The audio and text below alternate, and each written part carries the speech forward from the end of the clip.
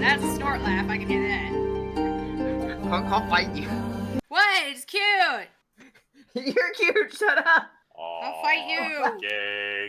And on that note, guys, gals, and non-binary pals, welcome to another episode of War of the Shattered Sun. I am your humble dumble master for the evening, the one and only Pooting Pastry, the Farting Tart, joined by my crew of...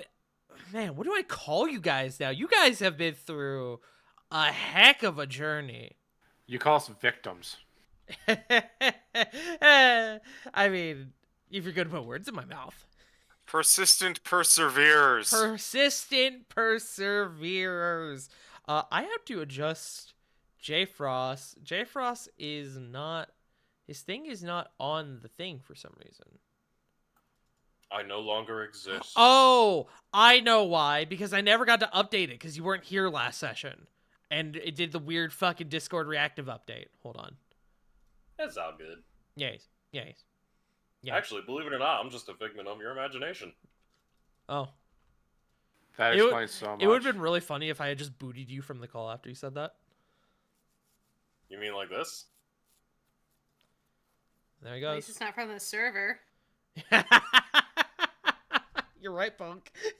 CJ said like this. Boop. But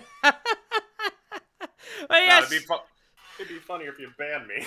but yes, we have the Punkyard Dogs, the CGs, the Mojos, the J-Frost 747s, the Wicked River 97s, and that's it for right now. Sarah might be here at some point. We think there's a bit of stuff going on at home. She said she'll be late. We're waiting to find out. But yes. So, with that being said, it is time. It's been 2 weeks. Let's go ahead and do our test rolls. And in the meantime, I have to talk to you. Yes, you, points at the audience. You, come here. Just fucking. Sorry, I had to grab you real quick. So close. Yes. Hello. My name is Tart. I run the game for tonight. I want to... You may have noticed, if you're watching the stream here on Twitch, if you're watching on YouTube, you will not see this, but in the title of tonight's stream, there is a content warning. Let me explain to you a little bit about this before we get into tonight's session. So, I described at the beginning of this arc that this arc was going to be our darkest thus far.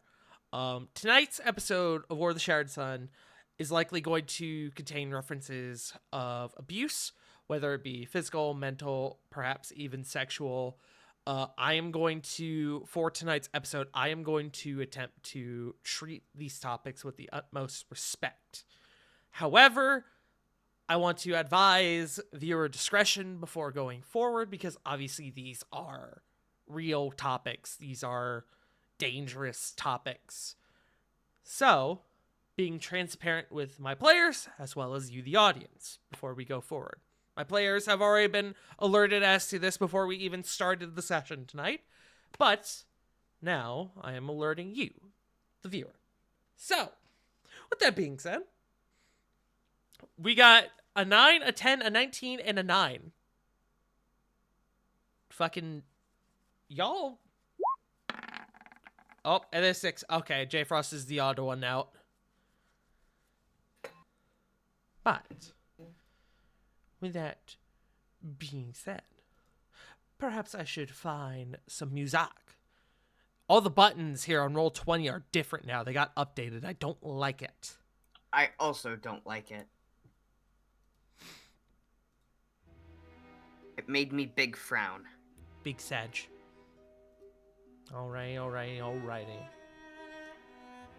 Last time, Exilia Regalia braved the twin tempests known as Drilla Ashinari and Marissa Eberhart. Sharp swords and sharper words sung through the enchanted Navilla sky as a battle of fates pressed on. It all... Yeah? Browser, you want chill? My Opera GX just blacked out on me for a second. That was weird. Okay. It all came to a head when Druilla's form was devoured by the overwhelming presence of the world that she had created. Exilia Regalia, never a party to falter in the darkest of times, refused to give up on Druilla. They were able to get a hold of the amulet that Druilla had stolen from Corladora, giving birth to this great white light that blinded our party. The time has come. Tonight, the conclusion of the Violet Hunt. So, let's take a moment back and, from the outsider perspective,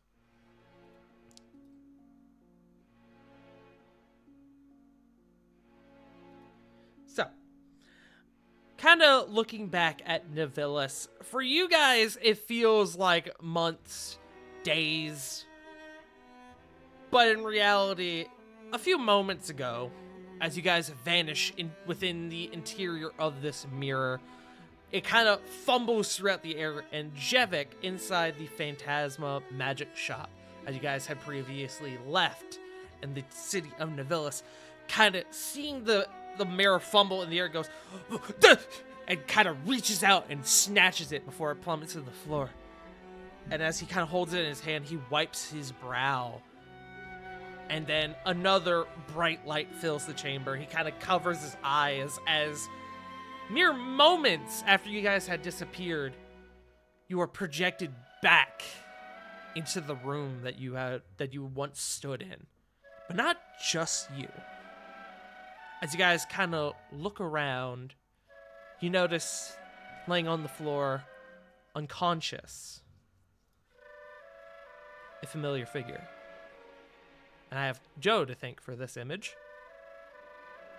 A unconscious Druilla Ashinari. Big shout outs to Joe for providing this image for me to use. Shout out to Baldur's Gate 3. Shout out to Baldur's Gate 3. Thanks, Joe, and Baldur's Gate 3. Yes. You guys are injured, battered, exhausted. Everything you have taken with you from inside the mirror has come with you. All the riches you collected, any items you have that you collected with you, those remain. Druilla appears to be wearing a dress similar to the dress she was wearing inside the mirror, but this one seems to have, looks like it has undergone the wear and tear of battle. It looks older in design, almost as if it's been worn for years and years and years. It's seen its age.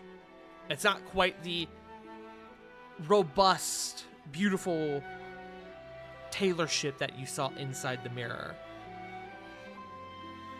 But nevertheless, you guys have escaped the mirror. As I mentioned before, Druilla is unconscious on the floor in front of you. This is not a huge chamber. It's a bit of a tight fit with everyone currently in here, as there's currently like 9 people in this chamber, but you guys are able to make do. What do you guys do? Oh my goodness. Oh. We're out. We're out. Free. We're free. So we're like I want we're just like raising up from like the floor at this point, right? It was very much, if you guys have ever seen Star Trek, you guys got Go beamed. on. You guys got beamed back up into Nivilus. Wait, we're in Nivilus? Yeah, we were in Javik's shop. Oh, I thought we did it at the castle. No. You Cool. debated on going to the castle, but you opted not to. Okay, apologies. I just remember us going to like going into the mirror instead of the kitchen with Nicholas kind of fumbling the thing. No, it was not Nicholas, it was Jevik, the Gotcha. shopkeep Okay. who is currently looking upon you. Well, Jevik, I suppose Jevik supposes Jevik should have seen you all return so quickly.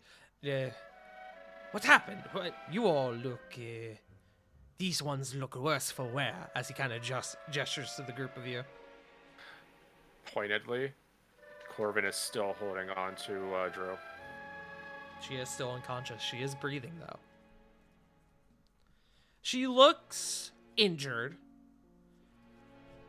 which is understandable considering you guys have been through a fight, but does not look like she is on death's door. But she does have some scuffs and cuts. If he would be sitting down, she would be kind of like resting like on his like legs, kind of like a assisted princess carry kind of deal. Yeah. And he's just like, I don't know. He just keeps looking longingly and kind of depressed. Like his eyesight has not left her.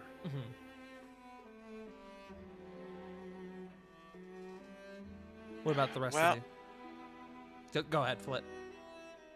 To answer Jevik, your mirror is very powerful. I had a spell on that. Jevik? Yeah. One sec. I'll put it in lore drops. Thank you. Sanko. Sorry. Maybe y'all should wrote it down the first time. No, just kidding. I wrote it down the fucking first one. That's Maybe pages I did, back, but and I I can't don't want to remember fucking how to search. spell it for this note, so I can't look through my notes.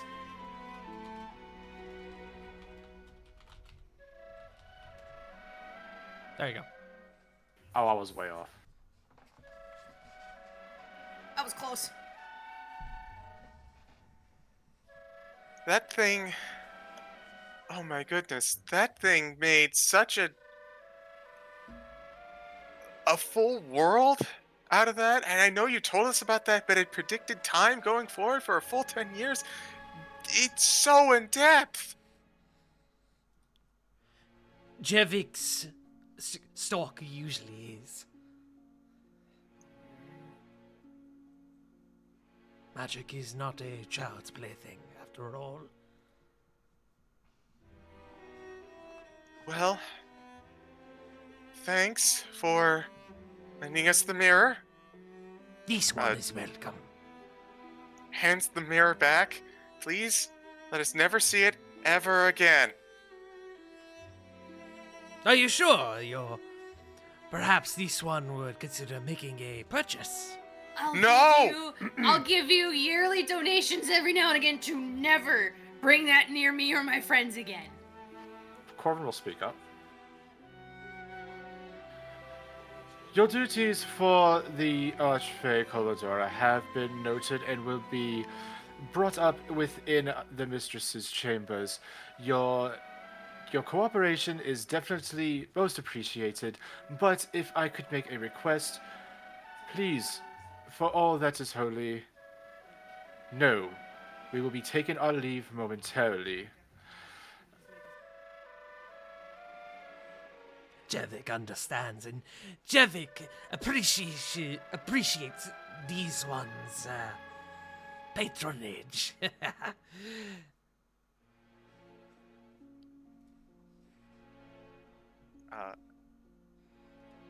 Is Jevik like about to leave, or?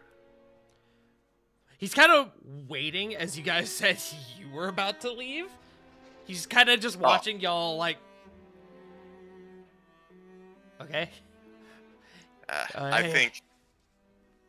think at this juncture, Flit would just kind of stand up and say, "Let's make a detour to make sure that we're all rested when we make the journey, huh?" A small break could suffice for now. By the way, his eyesight has not left. Okay. Flit's going to walk on over to Corvin real quick, and first of all, she'd like to look at the back of his neck. The brand that you once saw inside the mirror is gone. Well, good to know that that's not a problem anymore, or if it was a problem to begin with. Um, Corvin, Yes. maybe we should take her to a place to rest before we finish up with the next part of this. We can head over to my home, and at least then we would be around more jovial company. All right. I suppose it would be best then. How Yes. far away would Corvin's family home be? Make me... No, I won't make you make me a check. A little bit of ways away. Definitely far enough to where people would get concerned that you're carrying someone who is actually injured and unconscious through the streets. But it's not it's not any more than a quarter mile. Okay, you raise a good point. Could I like continuously try and use prestidigitation to make it sound like she's wine drunk? To make it like smell like she's wine drunk? I mean, that's what you want to do, sure. Listen, a city of fucking partying. No one's gonna stop us and be like, "What are you doing, with that unconscious person?" Oh god, she stinks. It's true. Yeah, no, you're right. Okay. Inversely, I'm surprised nobody has just tried to wake her up or heal her. But sure, wine drunk. Let's go for it. I think the plan is to not do this in the middle of some poor bloke's shop. Yeah, like privacy, man. All right, fair enough. Fair enough. Alrighty. So, without any further ado, I presume you all conclude your business here at Phantasma and proceed to head towards Corvin's family home, yes?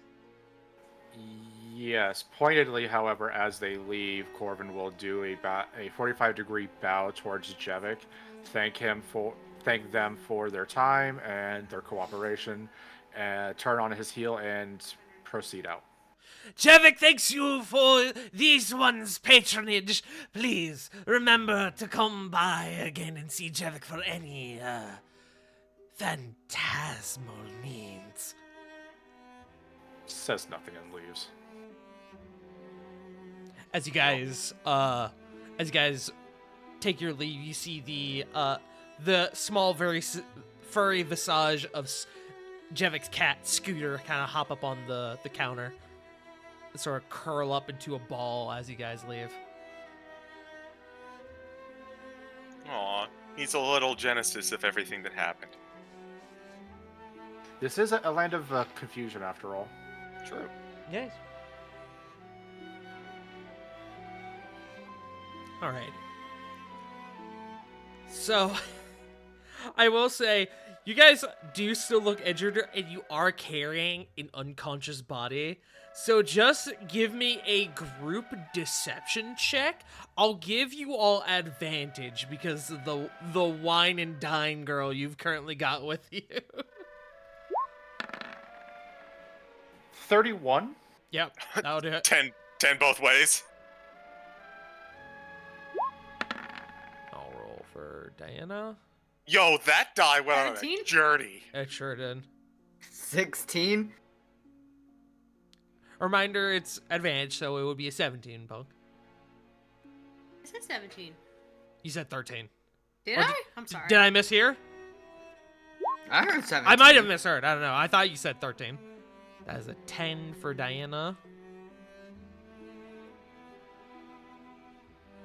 And then I need... I don't appreciate this gaslighting god. Then I need Rovan still. Understood.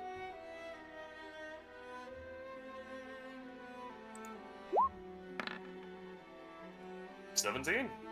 Advantage. Oh, with advantage? Me. Okay. 15. Taking 17.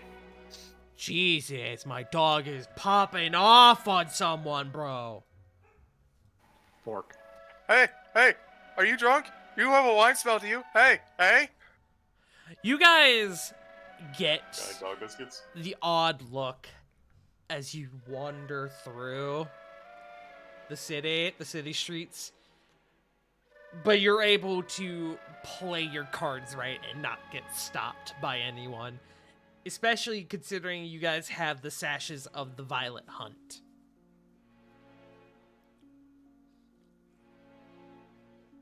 So, you guys continue on forward, and you are able to approach Corvin's home, his familial home, where Corvin, as you open up the doors, your family, those who are currently within the residence in the main hall, kind of turn to greet you like, ah, oh, as they see you, one, carrying an unconscious woman, two, reek of wine from unconscious woman, and three, wear the sash of the Violet Hunt. Yes, the trifecta has been completed. Yes. So you get very much a hey oh response to your group's entering into the manor. Not really paying attention, he's just gonna call out to the group. His father in his study. One of your siblings will kind of call out, Father! Corvin's returned home with a guest. And after a few moments, your father exits his study and kind of looks out into the main hall. Yes, I can quite see that. What is... Corvin, you wear the sash of the Violet Hunt. Perhaps we should take this conversation elsewhere. Yes, I couldn't agree more, Father. I was actually kind of hoping to borrow your study for just a moment while we... Looks at Drew, looks back at him. Catch up. Indeed. All of you. To me. The rest of you, you saw nothing. Go about your activities. To where it is met with muddled responses and mainly silence.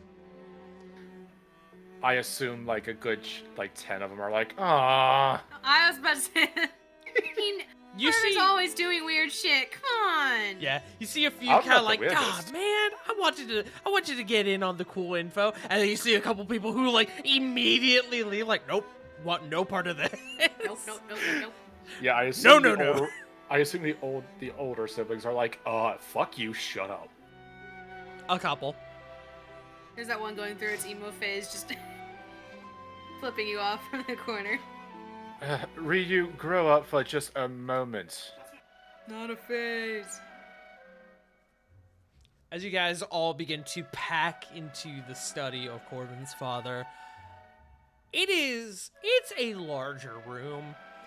However, there's still a large group of you, again, with Drilla and Corvin's father. This is about 9 people. It's a bit crowded. You guys are able to get a little bit of distance between each other, but it's more packed than you would like, considering. Corvin will set Drew on one of the is there like any kind of couches or like chairs Absolutely. or anything? Okay, he's gonna set her on the couch, kind of like in a sitting position, not really much of a laying one. Yeah.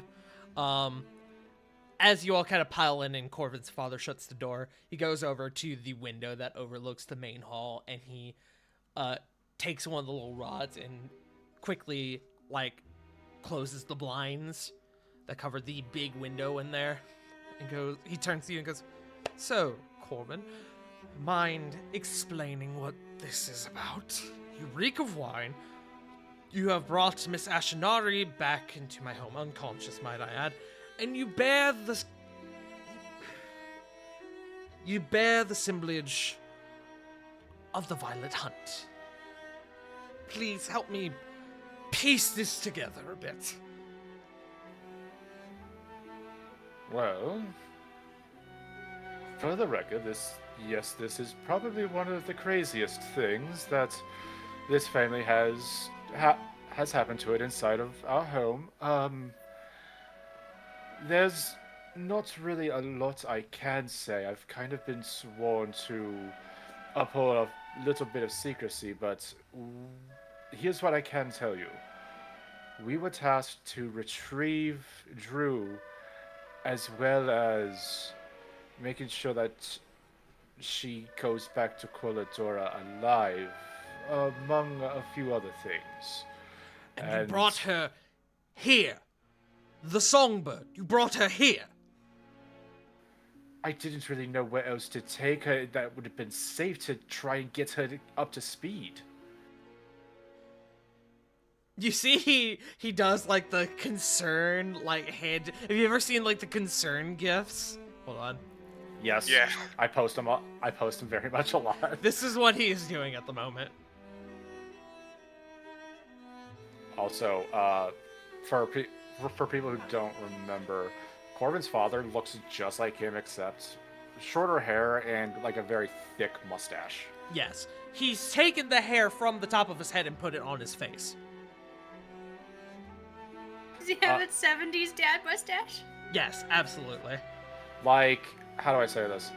If you, Magnum PI. I was thinking like Lassiter from Monk, but yeah. Yeah. Look, Anyway, so I'm willing to help with whatever you need. However, I know you are doing some sort of massive service, but I don't feel comfortable harboring what I can presume, given the circumstances, is maybe a criminal.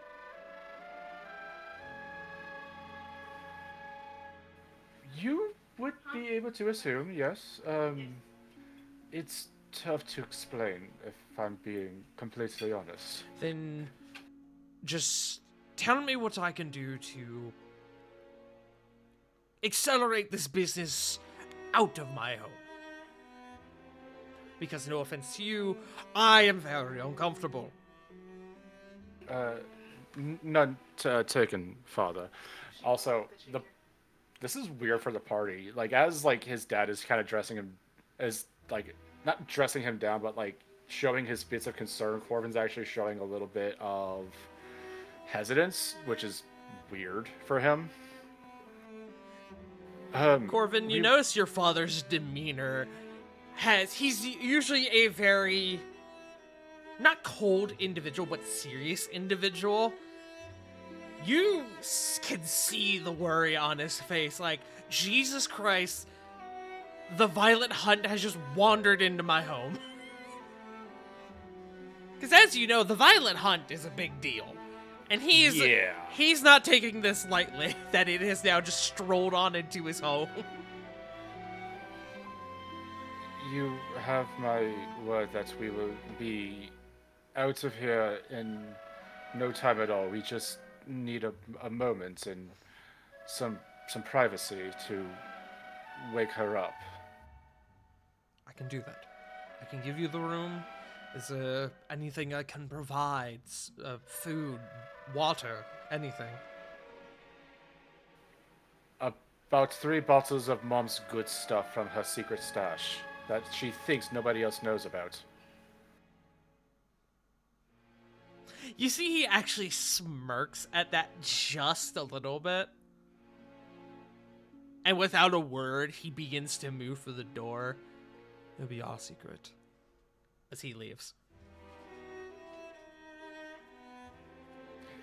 As he leaves the chamber and closes the door behind him, you hear on the other side of the door a bit of muffled conversation. It sounds like a couple of your siblings might have been eavesdropping. And he is now being like, "What are you? Get out of here!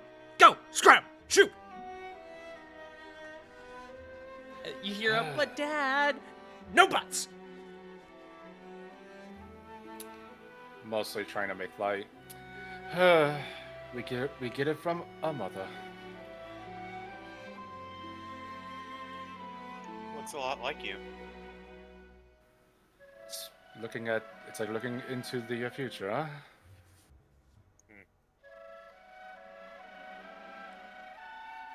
So, let's see to everyone's wounds. That last fight was a doozy.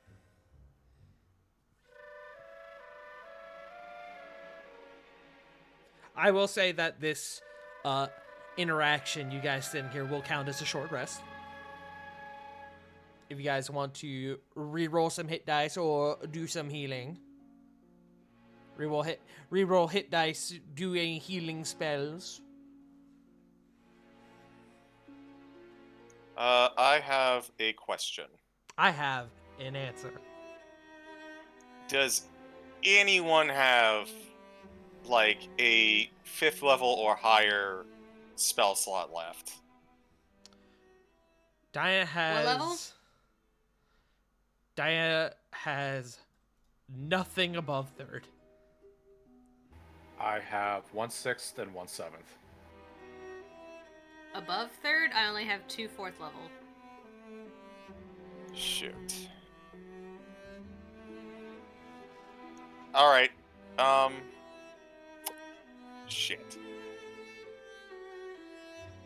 I need a greater restoration. Oh, I've got that. Wait, no, shit, I don't have the slots for it. Damn it. I'm completely spent as well. Yeah. Unless, actually, you know what? I'm gonna be a little rules lawyer bitch on this one. The poison is gone from my system. It never existed in the first place. I no longer have exhaustion.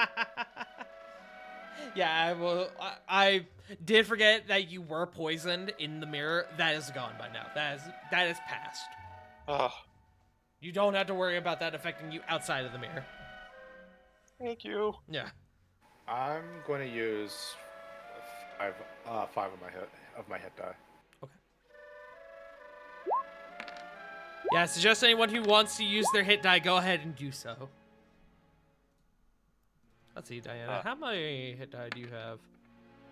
She's got 4 left. She will burn all 4. Ooh, good nice rolls, Diana. That's just a cozy little 36 back. Hey, Tar, Yes. gonna dump 6. Okay.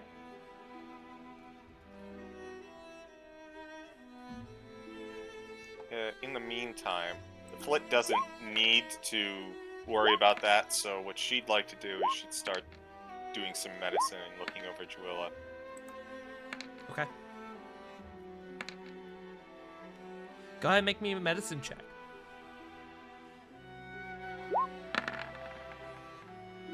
23. 23. You see that most of Druilla's injuries are superficial. There's cuts, a few mild burns, scrapes, bruises. Everything that you see was... Most of what you see is superficial and will pass on its own. Or with some minor healing magic. You do notice, though, that even though she is in somewhat okay condition, she is... You can see the exhaustion on her body. She is so tired. The mirror had such a massive effect on her that this is more than a regular nap that she's taking. She's in the long sleep right now. It could be accelerated with some healing magic or some restoration, but you don't know how long she's going to be out.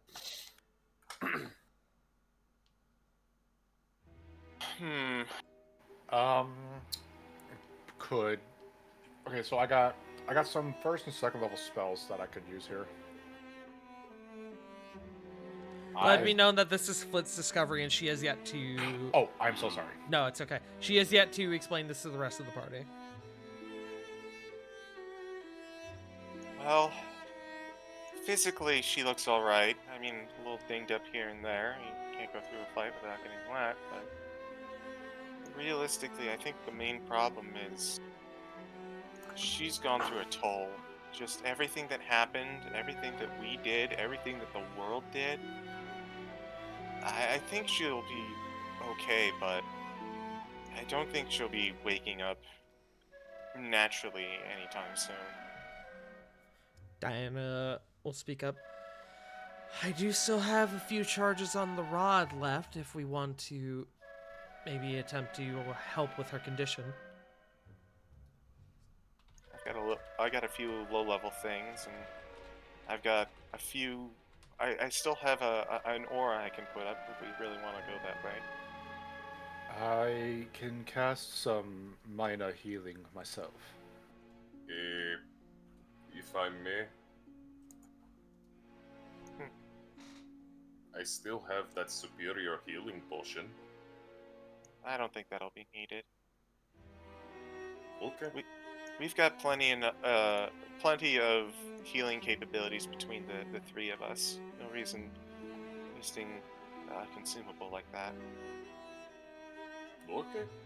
Also, she's unconscious, and feeding her a liquid seems like a bad idea. Yes.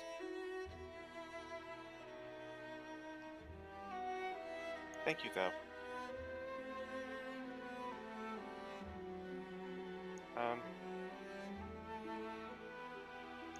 You know what?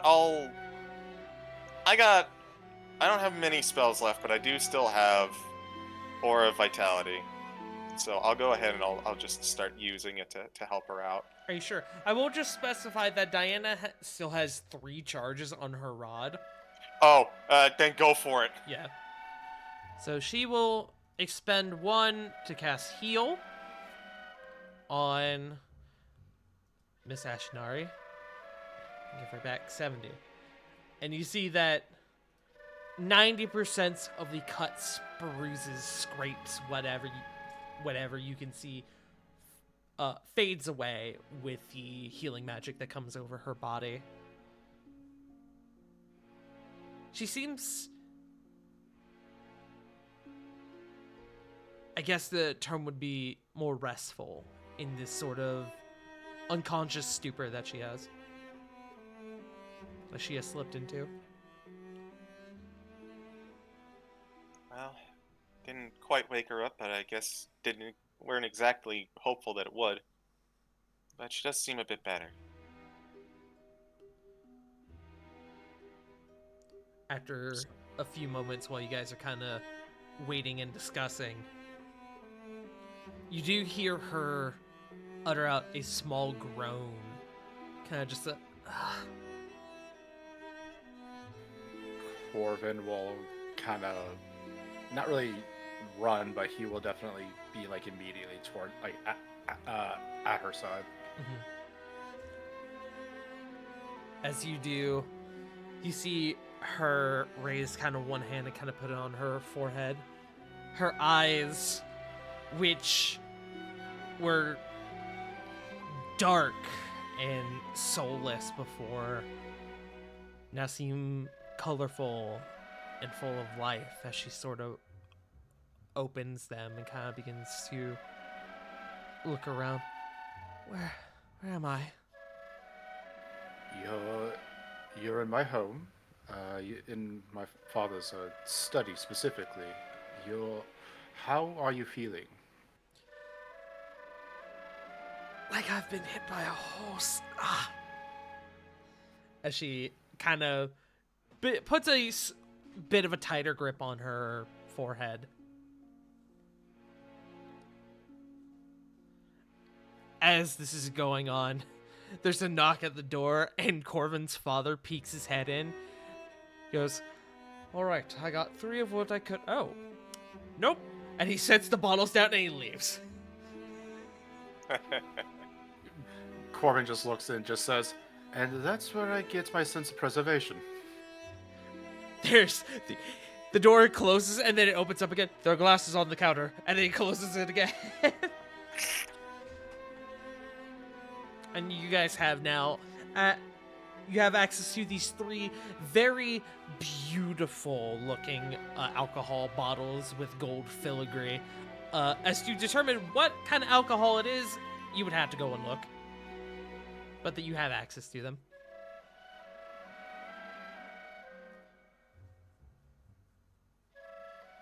As for Druilla, you said you had her kind of sitting upright, Corvin? Or at least to the best of your ability? Yeah, to the best of his ability, so she wasn't like lying down, so she would be kind of sitting straight. Yeah. She kind of hunches over forward a little bit, kind of holding herself up, and goes, kind of looks to your group and goes, "Thank you. All of you. That version of me, that mirror,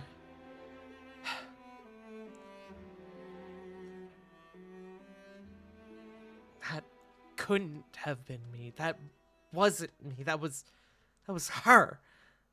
I can't become like her. I refuse to become that like her. I don't want that." What do you want? I don't know. Maybe this is my penance or some sort of metaphorical lesson in self-reflection. I just want to be me. Maybe just being me is enough. Just gonna kind of change your music while we're having this.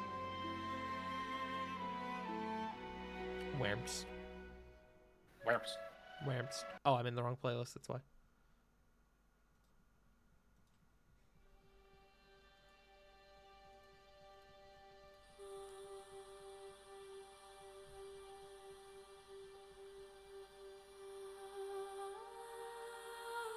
I thank you all for helping me get out of this whatever trance that mirror had put me in. I didn't like that.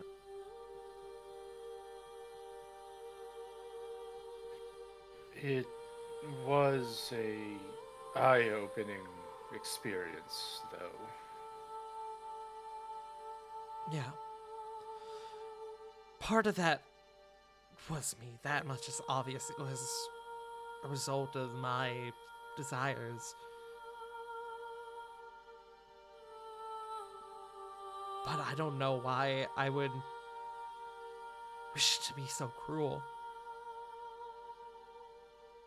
When you're given everything, you think you're unstoppable and above everyone, to be fair.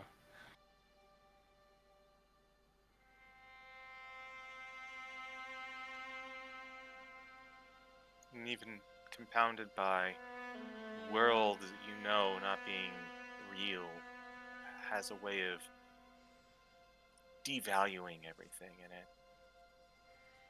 I can't imagine how that went on with you for 10 years. After a while, things sort of just became second nature. More than that, many of the choices I made, the things I did, felt outside of my own control. Like you were being compelled or anything of that sort? Like I was being controlled. Like I was taken for a ride, strapped in the back, and just forced to watch.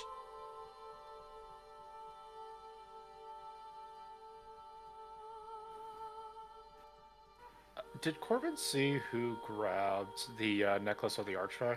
Sarah did. Sarah still has it.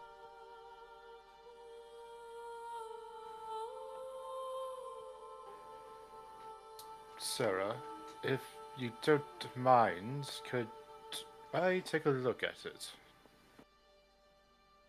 Sarah will kind of rummage through her bag and she will pull out the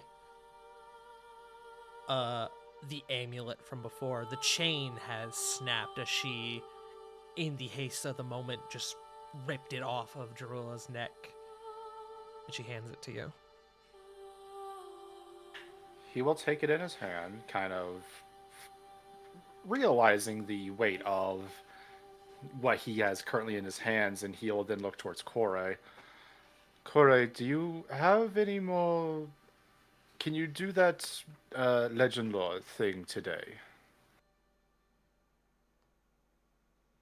I just need to know if this is not just a uh, s- item of great importance. I need to know if this is cursed.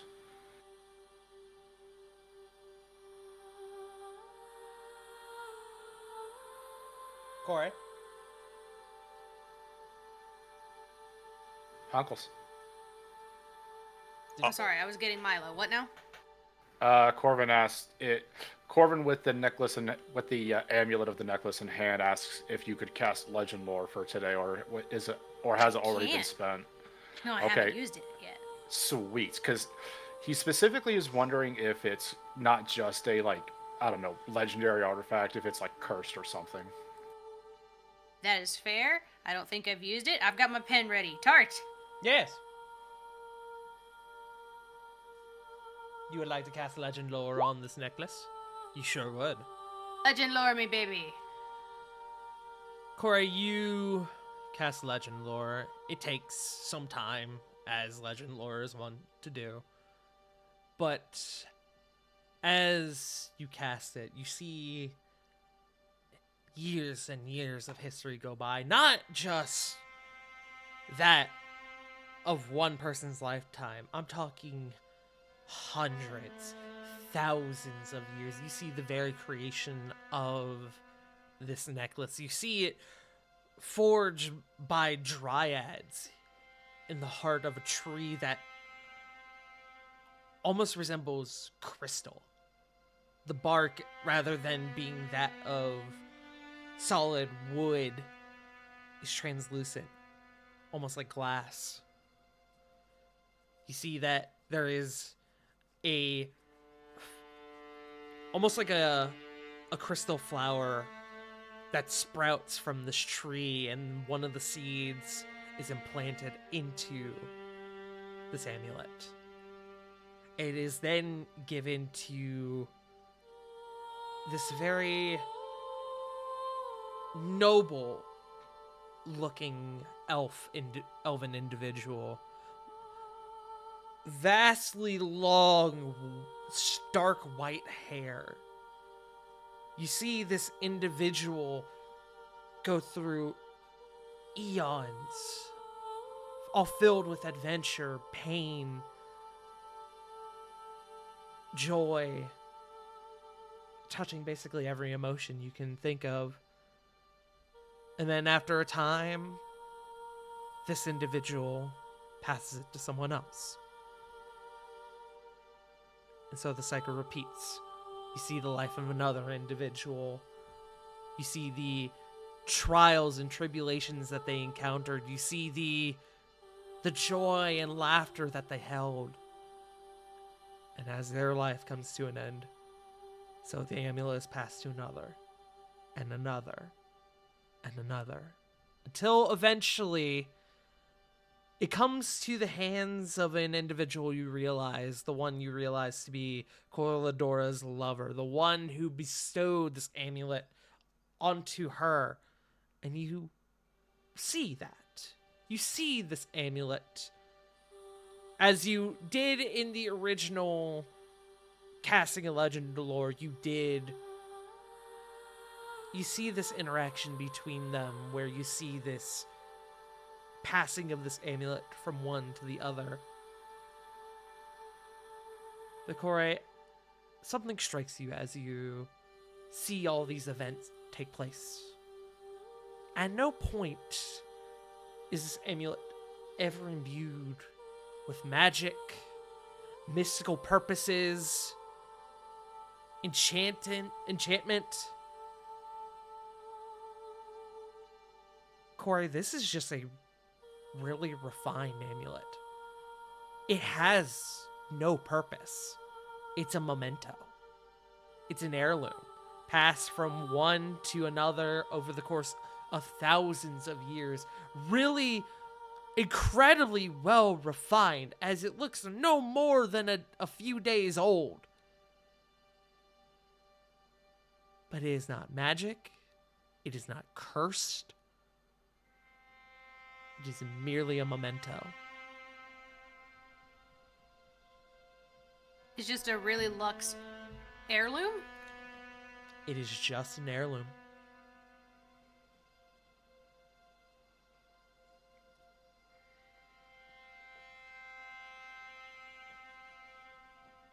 Cora's face gets really confused. I think it kind of just scrunches, and like she smelled something bad, but also like she saw, I don't know, Corbin do like the cha-cha slide, but like with a dumb hat on. I don't know. She's really confused. Now, don't be mistaken.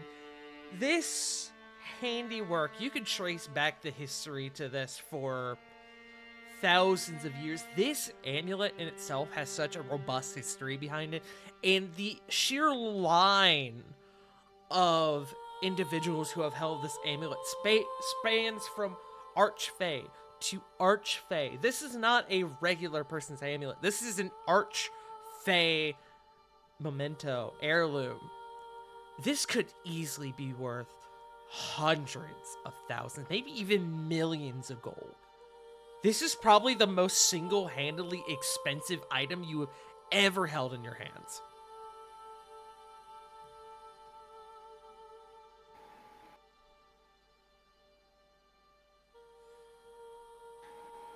So, what they read on your discovery? You seem odd, to say the not- least. There's no magic in it. What? It's just fancy. It's just really. This could probably buy a large island, a small country. He It's- will. It's Sorry, just what? a necklace. I mean, a really pretty one, but He will still like reach out for it if you. he'll If you have it she'll in hand hand it to still. him gently Thank you. because it's she now realizes, holy shit, this could buy her several times over. Anyone in this room could see the look on Jarilla's face change from exhaustion to shock.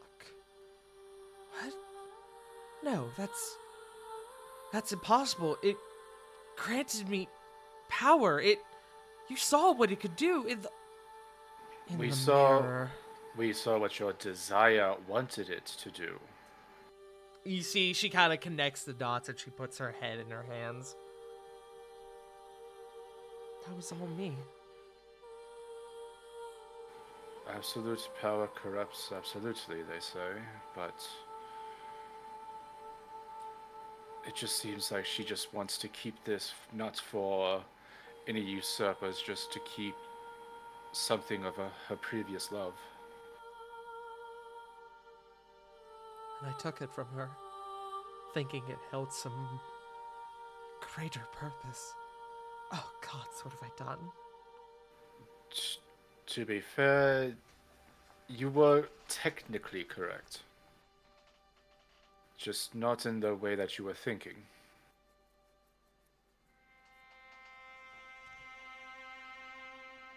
Drilla you see she slumps a little bit. She looks to you. She won't let this go. You know that, right? I am fully aware. That is what I've been dreading this entire time since we retrieved you. It's just part of me wishes that I could have made this last a little longer, delaying the inevitables. You see, she begins to sort of contemplate, process, think. She looks like she's on the edge of tears, but she eventually kind of wipes her face with one hand. She goes, I'm ready. I have, in these past 10 years, she puts in quotes, done terrible things, and I've helped even worse people. Yes. Yes, you have. Flit? No, hold on. She's gonna walk on over to Juilla. Everything that you did in that mirror, everything to all those people in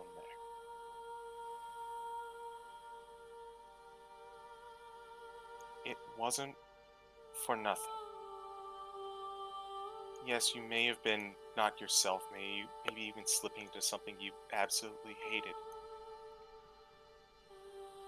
But there is something that came out of this, and I want you to know this.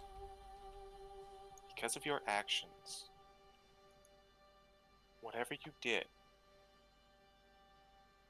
we, as a group, saw that world. And we are at a point where we can prevent it. Everything that we saw in there, we have knowledge of now. We can use that. Do not think of yourself as this horrible person that did terrible things, because there is some truth to that, but at the same time, you did not do that because it was who you were. And we have a chance to make that accident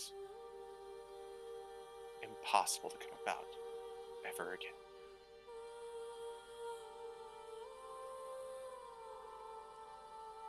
She looks to you, and a teardrop manages to squeeze its way out from her ducts. And then she sort of lets out this very small mixture of almost like a scoff and a chuckle. She goes, "Maybe I misunderstood the mirror. Maybe it wasn't power that was my greatest desire. Maybe it was clarity.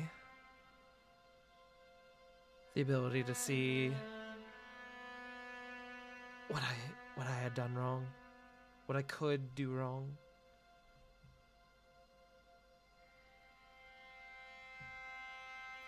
Mirrors are great for self-reflection.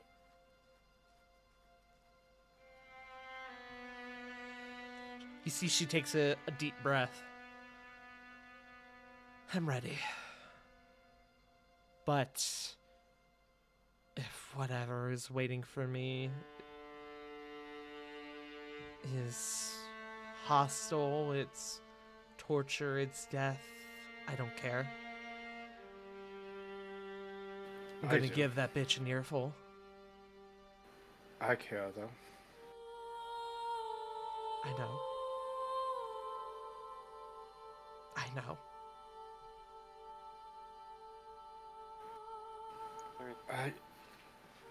Could I have the room, please? Everyone. Sure, Corvin, but there's one more thing I'd like to do first. Please go ahead. Flitty is going to walk on over to Drilla, and she's going to say, I may not be her, but I met and I saw myself in the future perish.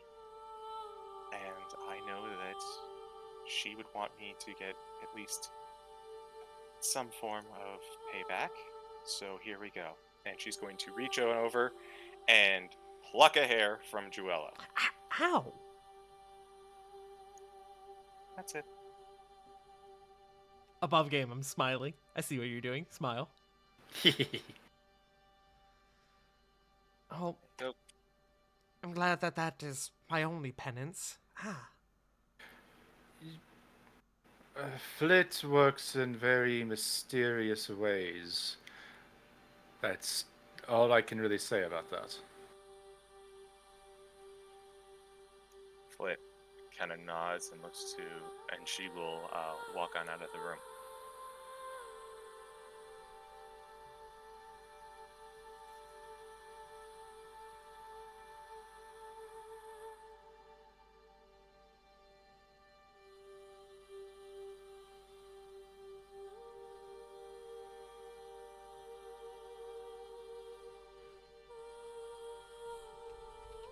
What about the rest of you? Will you follow?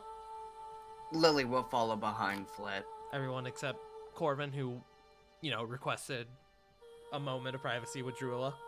Yeah.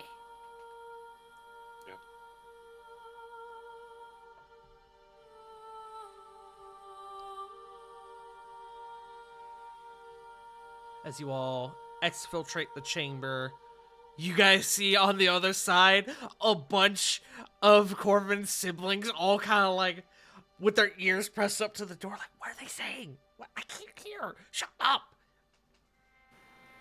Using minor illusion, they will all, like, the moment that Flit opens the door, every single one of them is going to get a 5-foot cone of a, like, ear-piercing screech right inside of their eardrums. You see they all begin to scatter as you all begin to exfiltrate, followed by this loud sound that follows.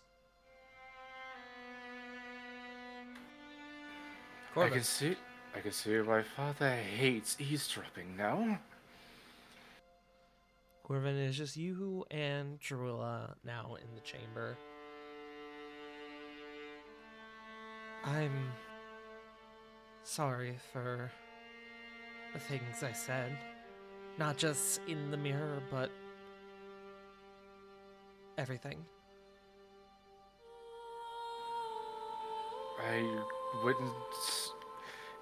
It wouldn't be a lie to say I probably had it coming in one way, shape, or form, but I don't want to go without telling you everything, because that entire experience just showed me that I just can't keep everything in anymore. I have to express myself, but every time I try, every time I've always tried, it just seems to nip me in the butt the moment it happens, and it feels like it's never the right time. So I guard myself. I make sure that I keep everything inside, and I'm not going to be doing that as much. He'll just kind of like look to the side like, okay, not as much, but... You see she smirks a little bit at that.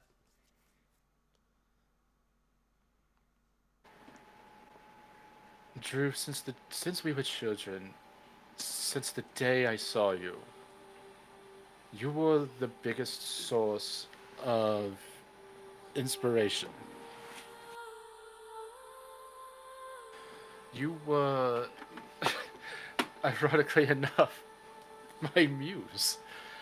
Everything I've ever done, every song I've ever wrote prior to being expelled from the Villas was all with you in mind. The night of the concert, I wanted to tell you everything. I wanted to confess every bit of emotion, and then I was kicked out. I felt so betrayed, and I will admit I harbored a lot of grudge against you. Against the whole idea of romance in itself. Because I felt like I wasn't worth it. All the praise just felt hollow. Yes, I played it up, but I just could not believe anybody. And then he will kind of stop and give a very warm smile. And that is when I met Captain Ara Thorn. She and I have been together for these past few months, and I actually felt like I was someone again, like I felt worthy of being someone. And I just wanted to tell you that I was in love with you, but I still harbor a great deal towards you. You are, despite our checkered history, you are definitely the bestest friend I could have ever asked for. She kind of slightly raises her hand. Corvin, you don't have to explain yourself to me. I have loved you for a very, very long time. And we are both adults. We are both able to make adult decisions, and if that is what you desire, if she's what you desire, I'm not going to take that from you.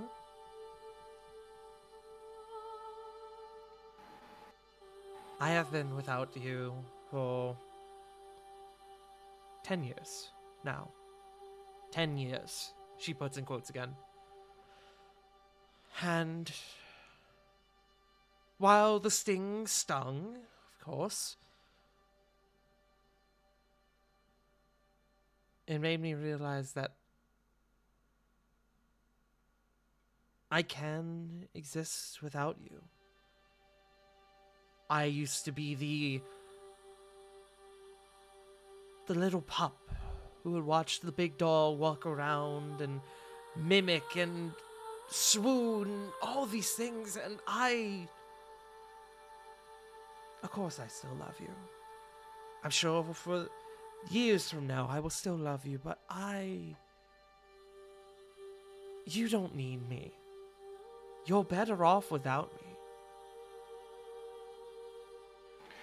And it took me years to find out that, with all due respect, of course, I don't need you. Just know that if, in the case that you survive, you're still the best man at the upcoming wedding that I'm probably thinking about actually having. Oh, bitch, I better be.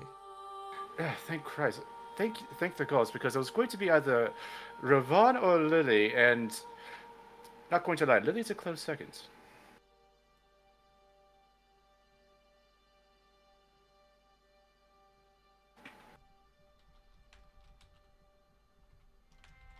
I just wanted to just say all this before we speak to Colador, because I cannot carry this anymore, and I understand. And I appreciate you coming forward. We have needed some sense of closure for so long and needed to stop prancing around the subject like a couple of the school children. And if I can't have you, I hold no resentment towards you. Because again, we are both adults. Thank you for telling me this. It means more to me than I can explain, really.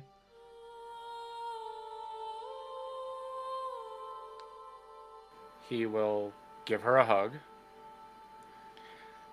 and just kind of whisper in, not really whisper in her, but he'll just kind of say in her ear, "You still count as family around here, so don't be a stranger." And he'll just kind of break the embrace and kind of grab two of the bottles for himself. Nodders.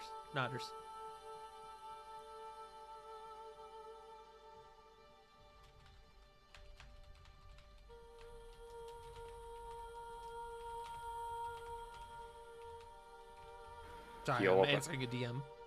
You're good. Yeah, he will stow away the bottles, open the door, breathe the biggest sigh of relief, and it's like he just lost 10 pounds of stress.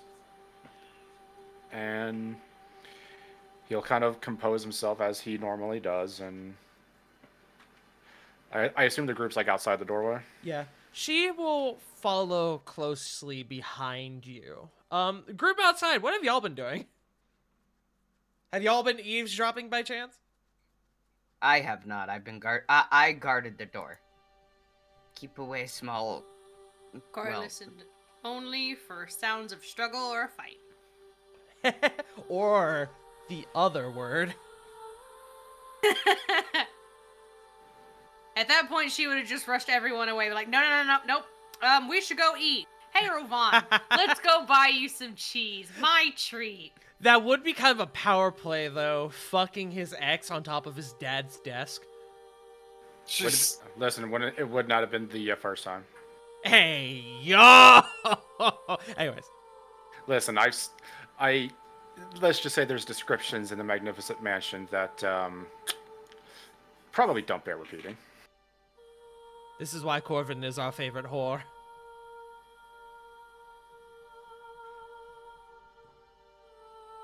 What? oh,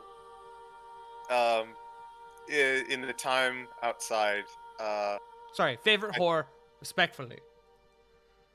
I know who I am. Favorite whore, affectionately. Affectionately. Continue, CG. I was Also- just going to say that the chain was broken. Flit would probably use mending to repair it fully, just in case. As it had snapped, you cast mending on it and it is repaired better than ever.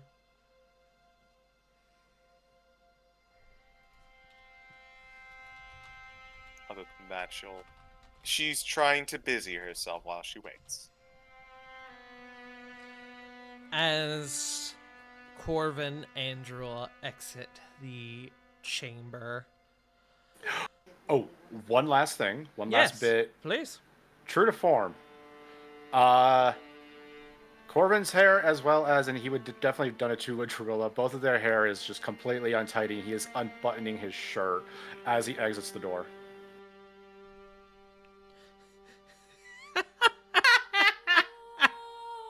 Uh-huh. Uh-huh.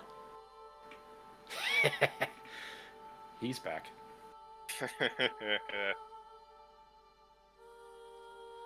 You Corey two, just face palms. you two Shakes exit. her head. You two exit the chamber. You guys see this image in front of you and know that Corvin is in a committed relationship. You are able to make your own assumptions about. But he do look debauched, as it were. The two of them do look fairly debauched. Yes. Listen, I'm ready to roll deception at disadvantage at any point. If you want to, I'll allow it. You said the words, not me. Anyone who wants to roll insight. 20. I thought you said disadvantage. I did say disadvantage, but because of Silver Tongue, it's 21. Oh, that's right. All right. Anyone who wants to roll insight, go ahead. Alright. Corey gets it immediately. 30. Cora's just like cheeky bitch. Ooh, Lil- Ravon, almost. For Lily and Ravon, he did not. What? Wild. I would say Ravon's a little bit on the fence. Scoundrel. Like, what? What? Huh? He hasn't. So, like, would you say like that? Ravon looks at him and goes, "Wait, is he fucking with me? He's not. Oh, wait, is he fucking with us? He's evaluating whether or not he wants to be far away enough from you if a certain redhead pirate comes in. She doesn't have red hair though. She does not. My Like- apologies. Darkened hair. Darkened hair. My apologies. Yeah. Flick's not gonna roll an insight check. She's just gonna look on over to Corvin as he comes out all like scattered, and she just goes, "Oh, that was fast." Fuck. I was So, should we be drinking on- my Beppis? Looks Oh, back I to almost spewed Beppis all over my lit candle. I'm sorry, I destroyed you. What that would have done. That would have been fucking hilarious though, Get a especially if it towel, was try like, it anyway.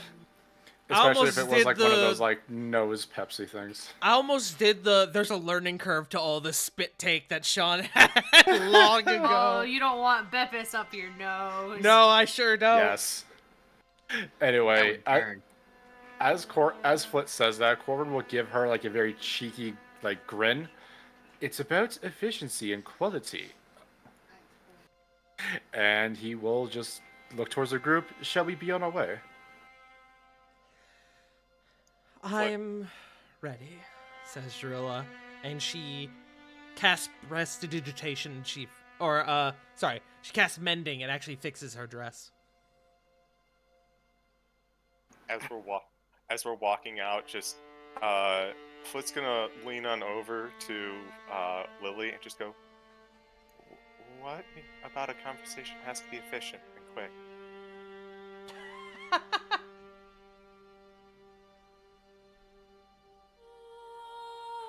Different strokes for different folks, Flit. Hey, yo!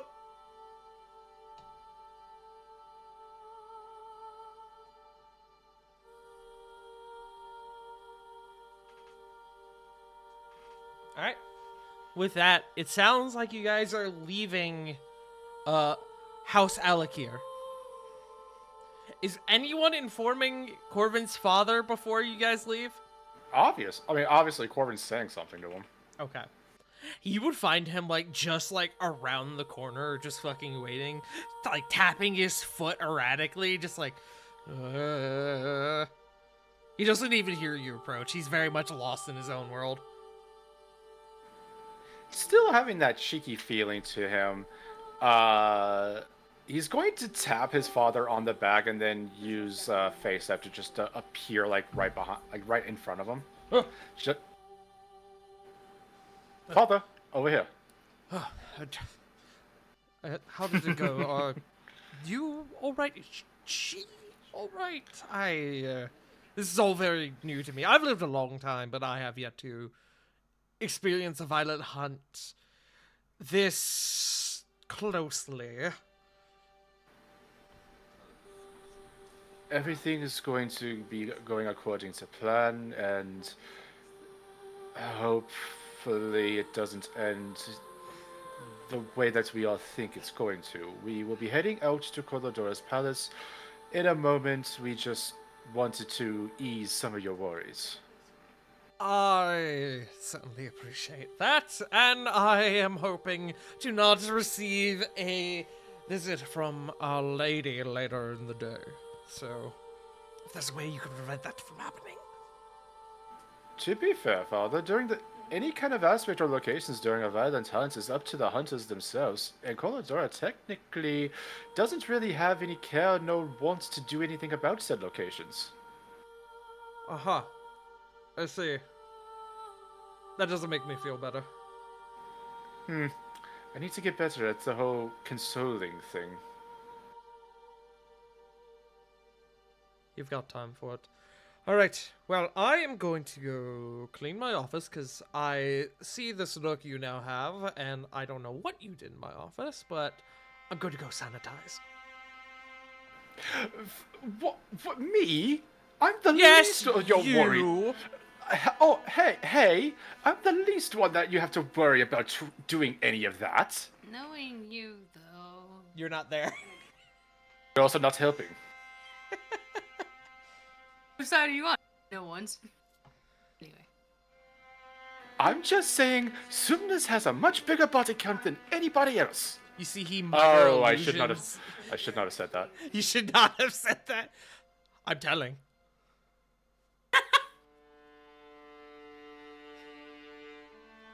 I'm telling. Also, what? Wait, is your dad threatening to write you into a sibling? Leaves.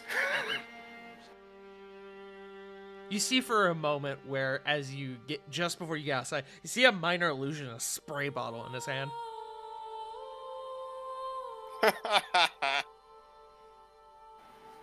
The moment he sees the spray bottle, kind of just going back to his like early childhood, he just goes, "So I'm going to go," and then like fucking books it like a cloud shape of his body is just lingering there. Yep.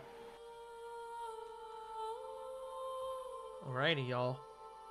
Is it time for the showdown? Do you guys go towards the palace? Yep. Cry because I want to rest. But You got a yes, short rest! Doesn't count. Counts for your monk stuff. And your wild shape! You do get key back too. That's what I meant. Key. Alrighty, y'all. Let me find some appropriate music for this. Let me see. I want something not haunting, but a little menacing. I want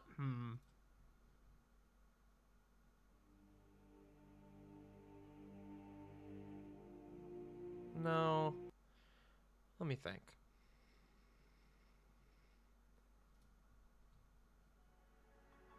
No. I should have really picked one before. Yeah. There we go. You guys knowing what awaits you. Head out. You leave House Alikir and make your way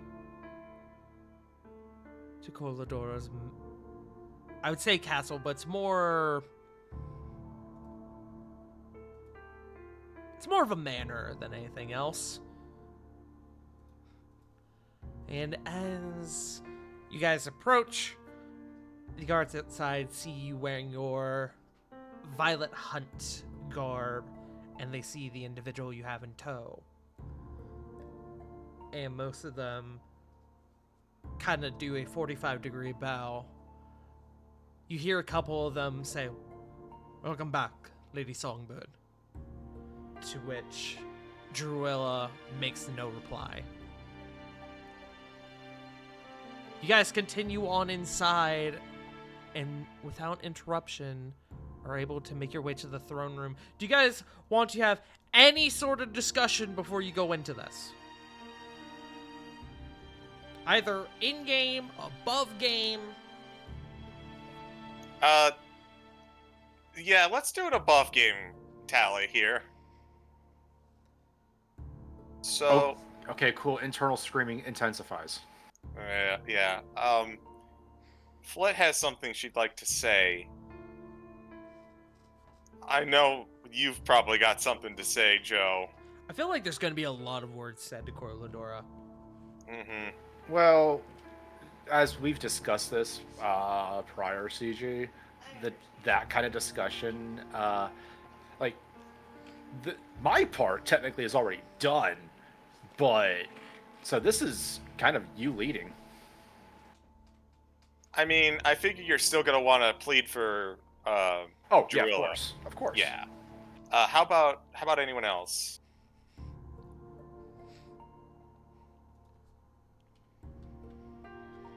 Lily's here in case anything goes south, you know that. Okay.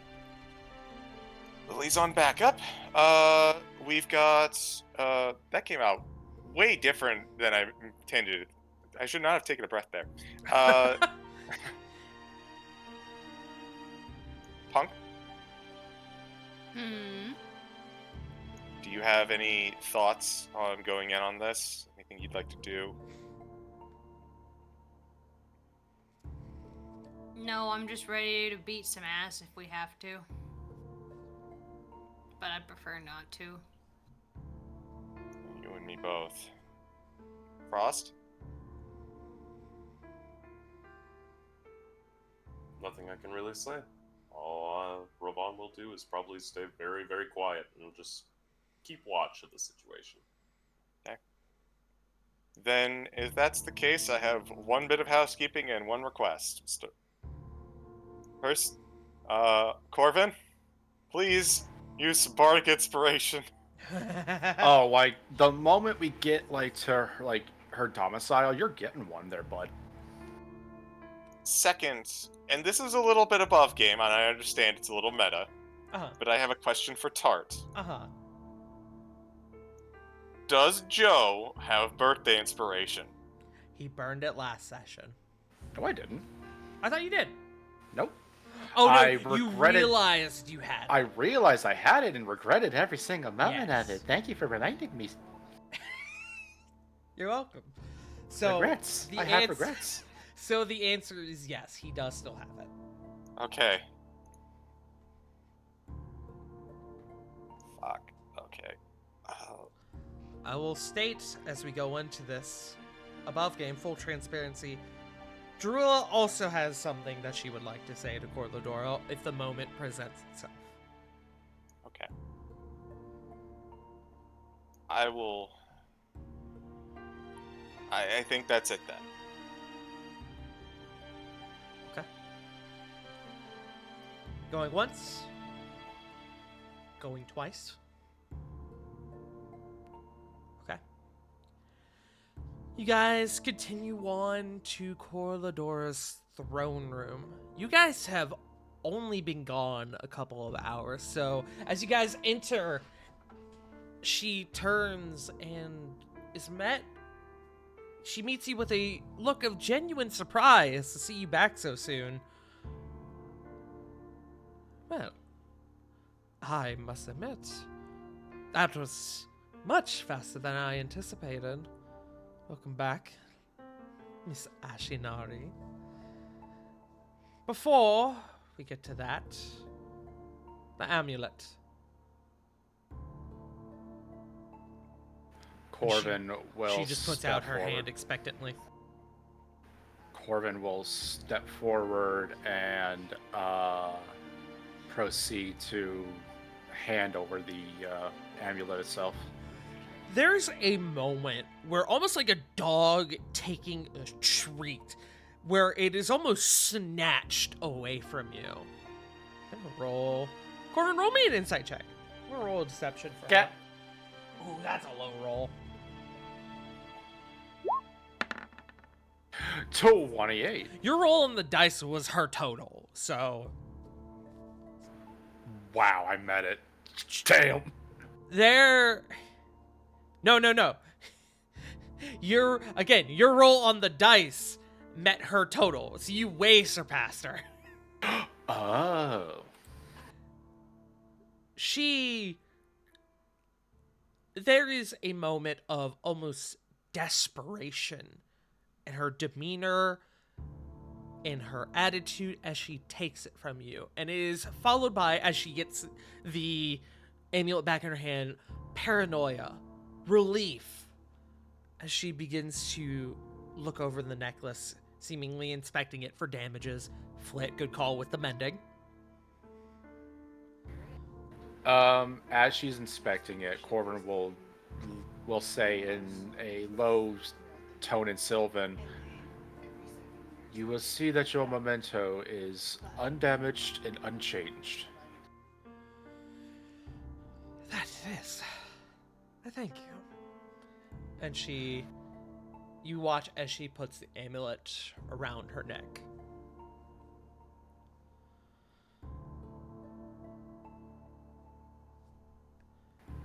That's the first matter of business concluded. And then you see as she very visibly looks to Druilla.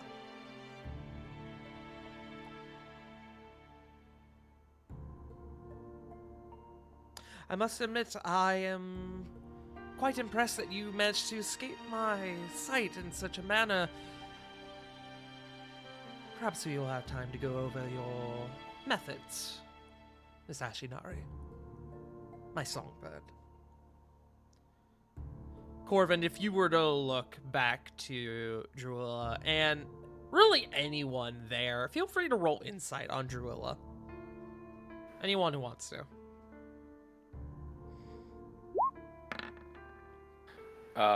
25.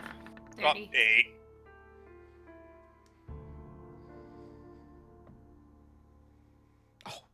You know what? That's thematic.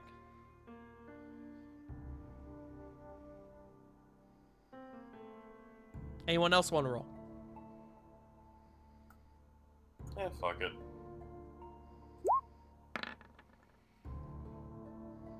Eh. 13. 10. Cool. She nat 1'd on her deception check. Oh no. She Ooh. is very obviously afraid and is trying to desperately to put on a brave face, but it's very miserably failing as she rolled a nat 1. Corvin will definitely mention, and I hope you will be honoring our part of the agreement to that no harm will be coming of Druilla Ashinari. You see Corladora sort of take a deep breath. Yes, as I recall, your mission was to bring her back alive, as well as what she had taken from me. And you did. As well as the conditions of the conditions were that no harm would come to her once we retrieved her. I recall the conditions of a contract very clearly. And with that, the contract is complete. And I can take it from here. While physical punishment is perhaps out of the question for such a crime as this, I have had very little time to determine a suitable alternative punishment for you, Miss Ashinari, but you and I will have plenty of time to devise one. As for you, Exilia Regalia, you have done fine work. Would you prefer monetary compensation? Perhaps a boon would be more to your liking? Of course, I will keep my side of the bargain and assist in your tracking down of this Hellfire Assembly. I actually have a request. A request?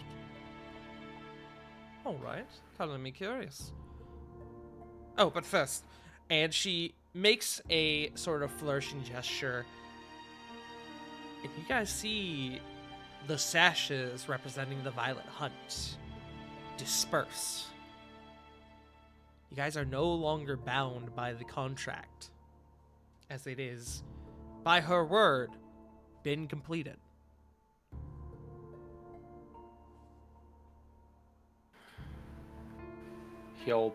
Corbin will definitely like pat his chest and kind of feel very much relieved of the responsibility.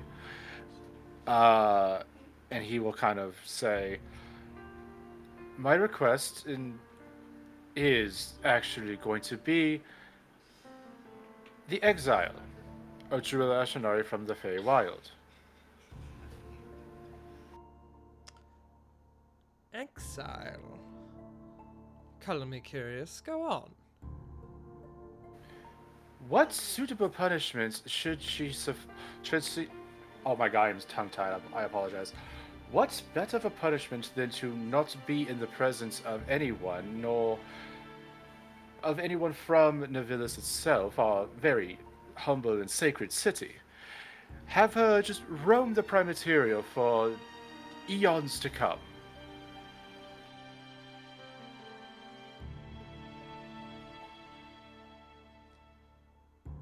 You see she begins to contemplate this for a bit. Go ahead and make me a persuasion check. Cat.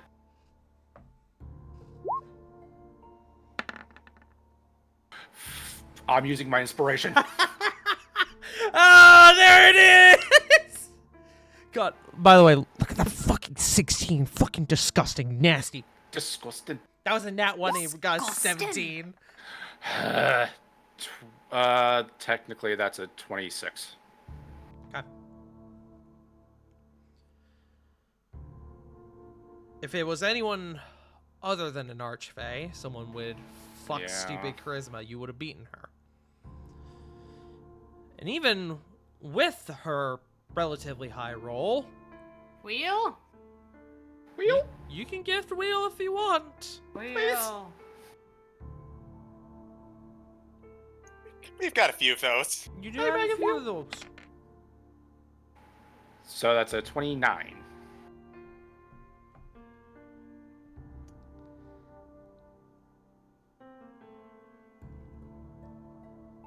Corey, I'm gonna strangle you here in a second.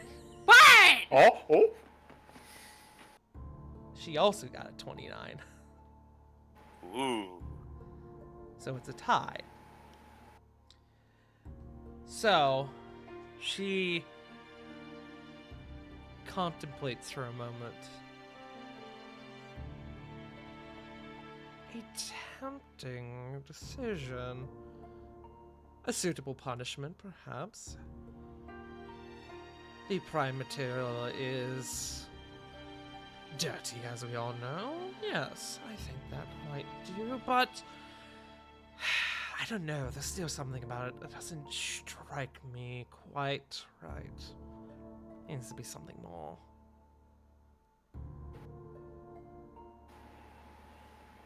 Meanwhile, you hear in the back of your mind, Corvin, Druilla's voice.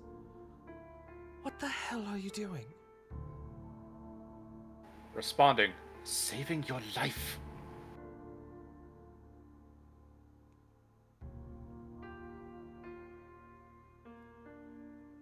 So, Uh, my dear Corvin, as Corlador kind of leans forward a little bit, kind of coming into eye level with you. Entice me.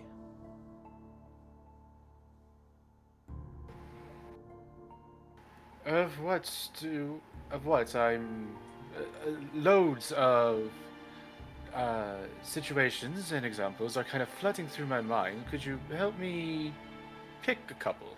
Well, my dear Corvin, you see, regardless of whatever punishment I deem fit, there's still the truth of the matter in that without this one, it puts me at in a bit of a position. You see, I will be left without a songbird. And, well, suffice to say, you have proven to be the most suitable candidate for such a position. You hear another voice in the back of your head. Don't even consider it. I know you know better than this. Don't fall for the same trick that she tried on me. He will not send a response.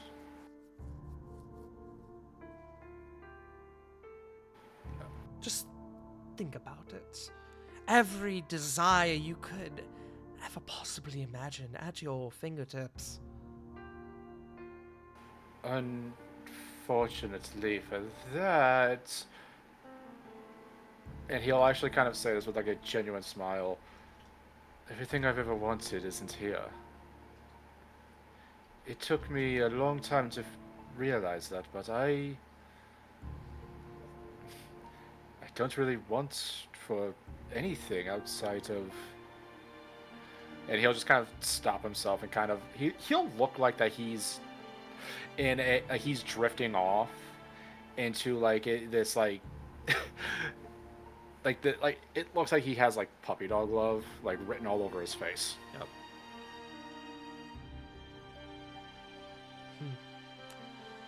Disappointing. Well, oh, I don't know. Being the muse to an archfey, it's such a high and mighty position. Isn't that right, Corladora? you see she rightens herself and she looks to you, Flit. I would normally agree, but I don't know, given your demeanor, your attitude, it doesn't seem that you agree. Oh no, I think it's perfectly a fine thing when they're treated right. You would know something about that, wouldn't you?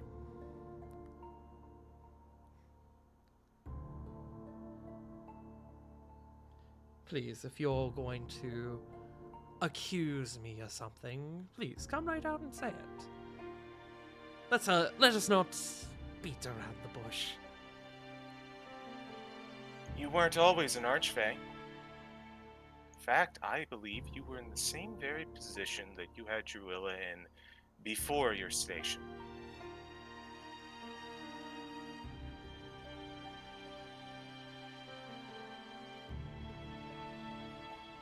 She doesn't say anything, it just kind of gives you a look of continue. And how did you get to your current position? I mean, going from Muse to Archfey, that's such a step up, isn't it?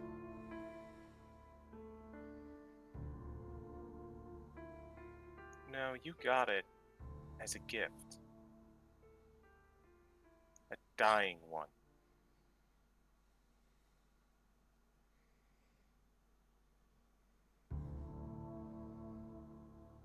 Corvin, you and Flit, you would see there is a crack in the visage as she has her arms sort of crossed as she's sort of listening, and you see one of her hands kind of tightens its grip on her forearm.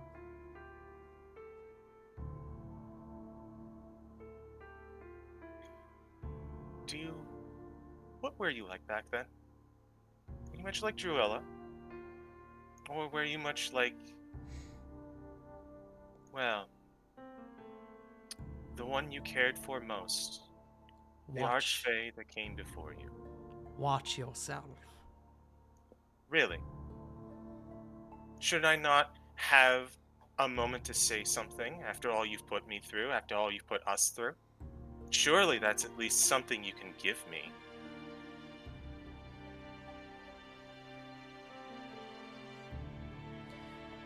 You see she sort of crooks her head back a little bit. What is this? Is this some sort of attempt at defamation? Do you think that will be my downfall? Defamation? Oh, you don't like being reminded of where you were.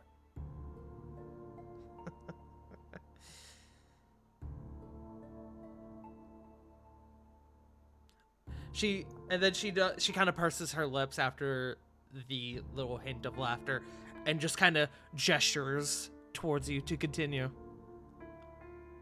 That's strange, because if I remember correctly from the research that I did, you felt very strongly about the person who came before you. And what were they like? Were they kind, caring? Did they reciprocate what you felt to them? Does that sound like the Archfey that you are? That you would want to be?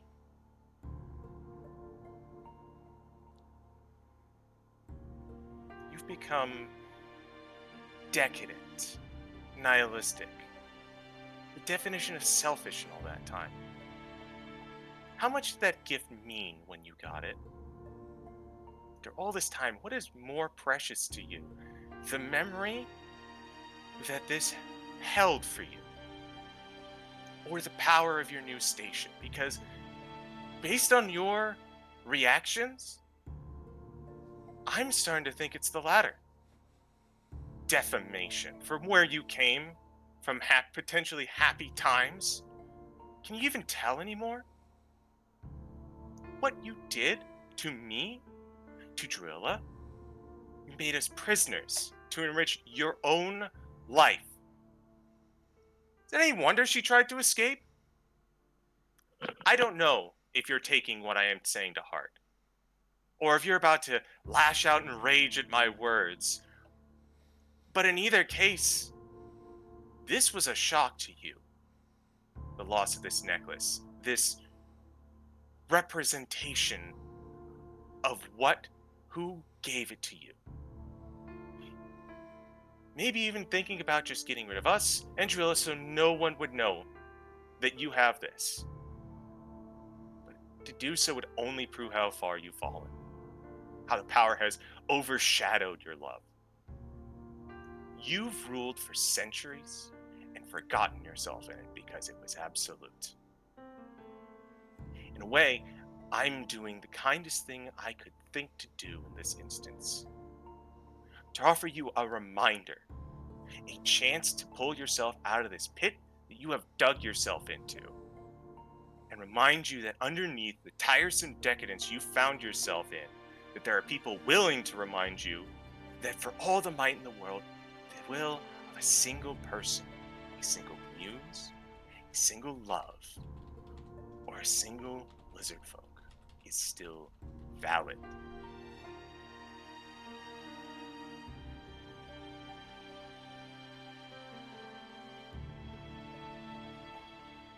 And Flit kind of crosses her arms and stares back at her. She patiently waits for you to finish, and then with one hand sort of lifted up towards her chin, she goes, Nevillis, truthfully, would be nothing without me. And sure, if I have to push my earthly desires onto that of another for the sake of thousands, well, the answer to that riddle is simple. So now, everyone around you has to adhere to your whims, because that is the smart thing to do. It's what you do to keep the city afloat. You've made yourself the center of it all, the core of everything. I keep this city safe. I keep this city happy. You don't have to be decadent to do that. As you say that, Druilla, almost erupting next to you, you guys watch as she rips off part of her dress, exposing her back. And she goes, "Is this the sacrifice required to keep us safe? To keep us happy?" As she turns her back, and there are scars. Some old, some very fresh. Am I really that worthless to you? My dear, you are everything to me. You're my songbird. Then why do I feel like a slave? Why does the very sight of you fill me with fear and dread?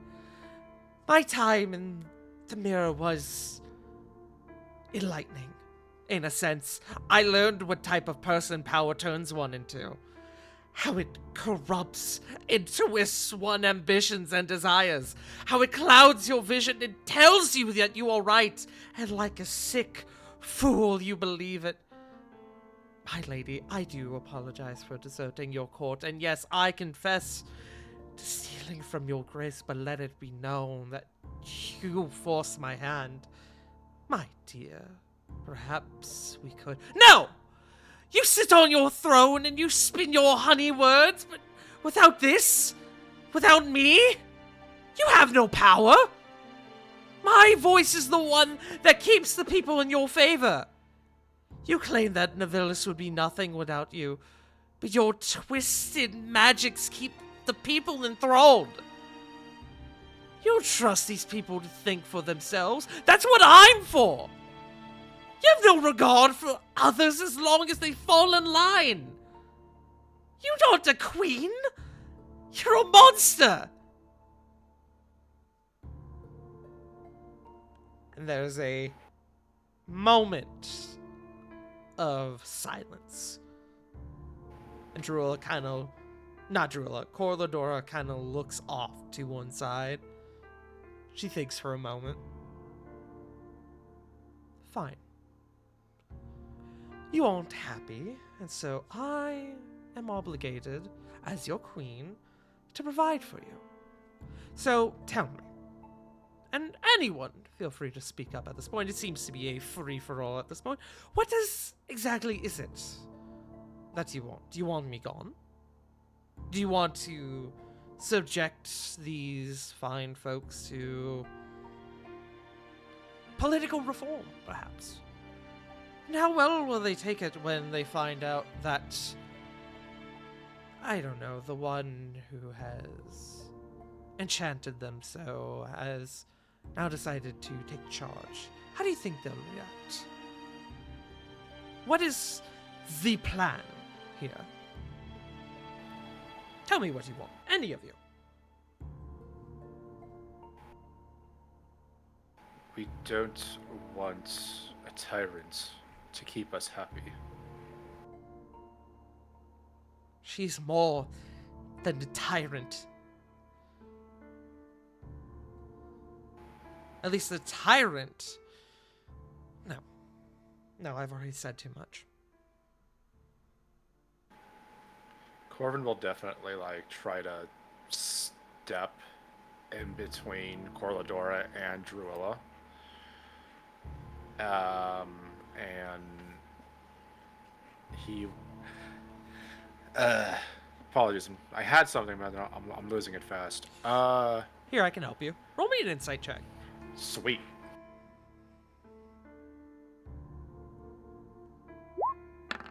In the meantime, I'm just going to, as the moment has got a bit more tense, I'm going to just change your music a little bit. 222. 22. Yeah.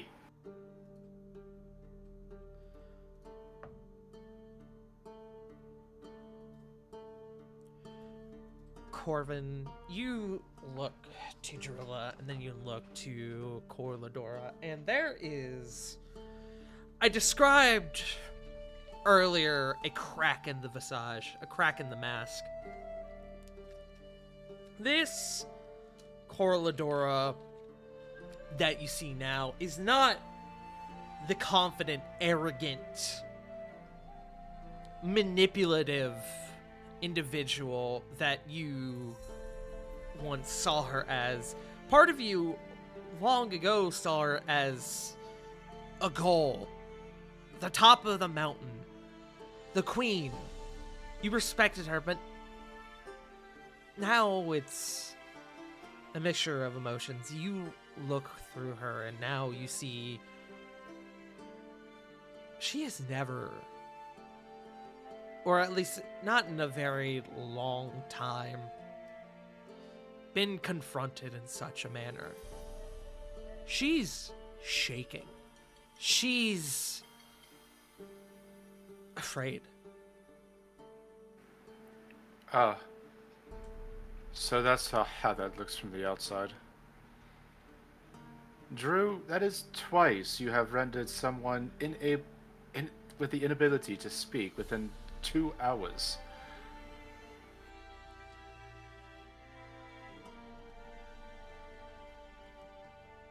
Madam,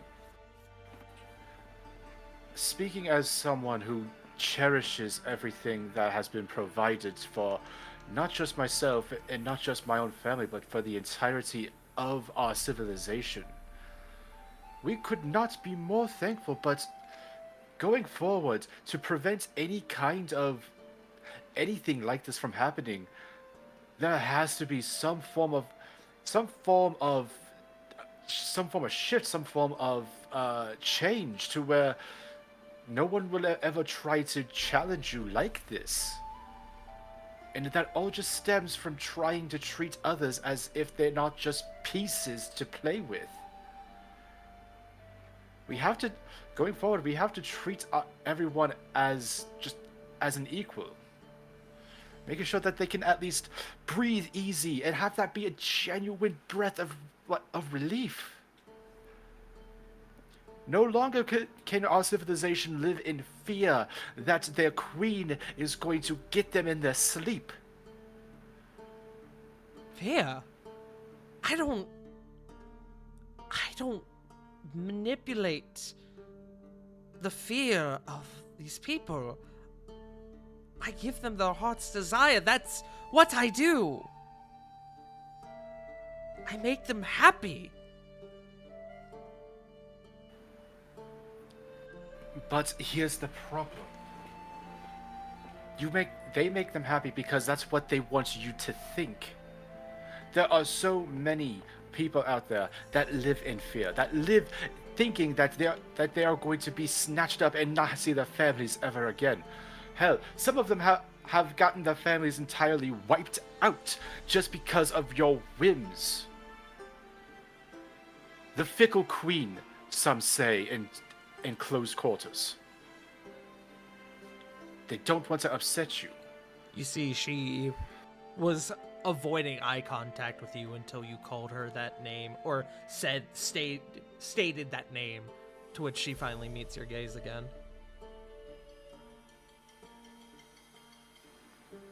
Drugala and Flit are just mere examples of what...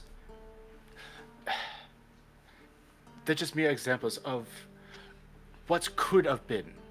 If not for the rest of Exalia Regalia, you would have probably had someone try to kill you in your sleep, try to make you pay the way that they have paid. But no. We have stayed here and tried to talk every single one of them down to make sure that they don't lose themselves. And this is how they truly feel at the bottom of their hearts. And I just ask that you, not only do you listen, but you feel how they feel. One person's sacrifice is not needed for happiness. You have talked about how you can be the force that guides this city. And at the same time, your gaze fell upon me and my clan, completely outside of your city. You sought to skin us, make a dress out of us. And I was offered up in place where I was raised in your court until I was ready. What part of that even sounds like you are being a protector to these people?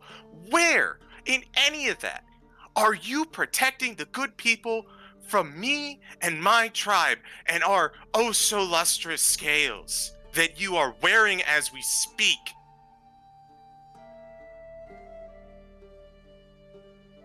What good does it do?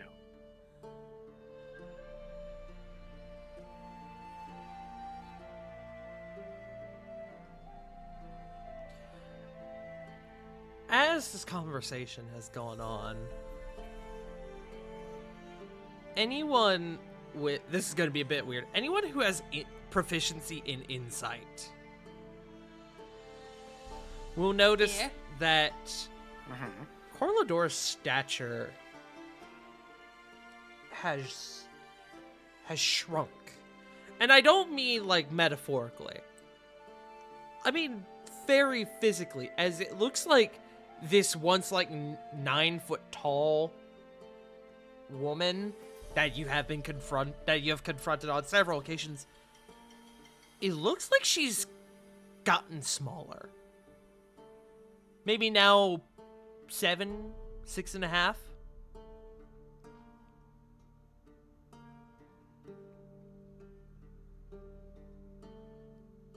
Realizing the weight of one's actions is the first step into being better, not just for yourself, but for everyone around you.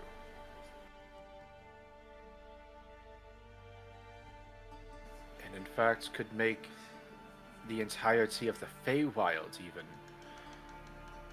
a much better place. You asked us earlier what we wanted from this political reform you threw out. Deposition, all of that. We don't want that. It wouldn't be easy for us to step in and dethrone whoever we wanted and place whoever we cared for to rule over everything that we want. But we don't do that because we care about what the people feel. If any, this includes you. If anything I want, it's just for you to realize who you've become. And that you can shift away from that to someone who doesn't, as Corvin rightfully pointed out, snatch children in the night, raise them, groom them, and abuse them.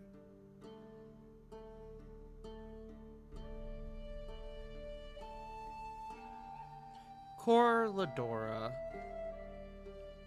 at this juncture, without a word, looks past you and Corvin and looks to Drilla.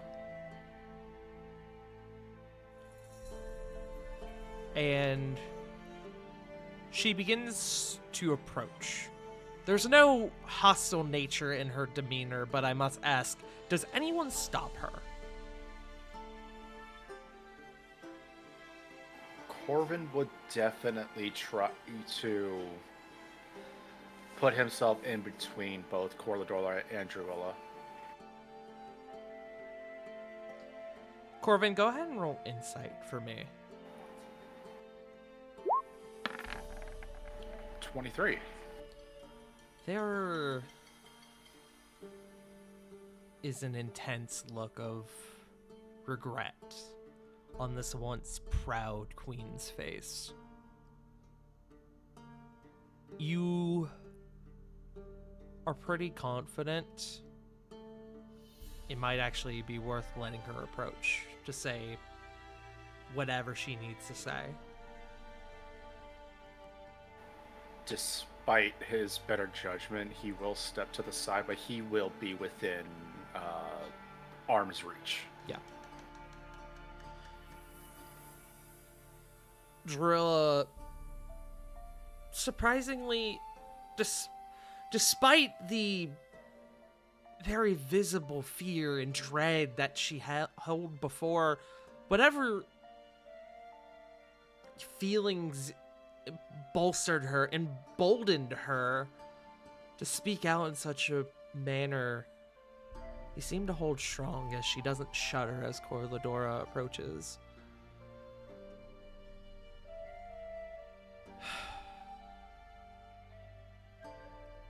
My dear, I have hurt you so badly, haven't I?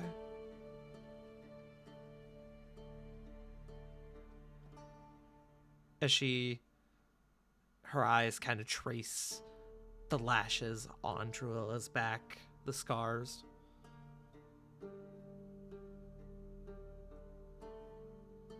I'm so very sorry. And as she says that,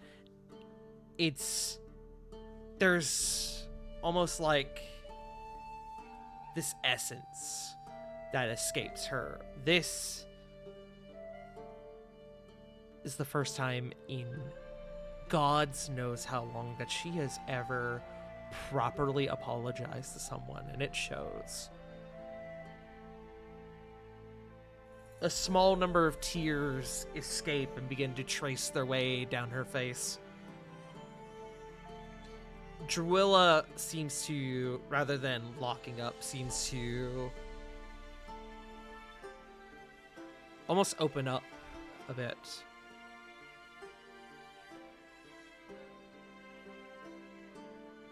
I am your songbird no more.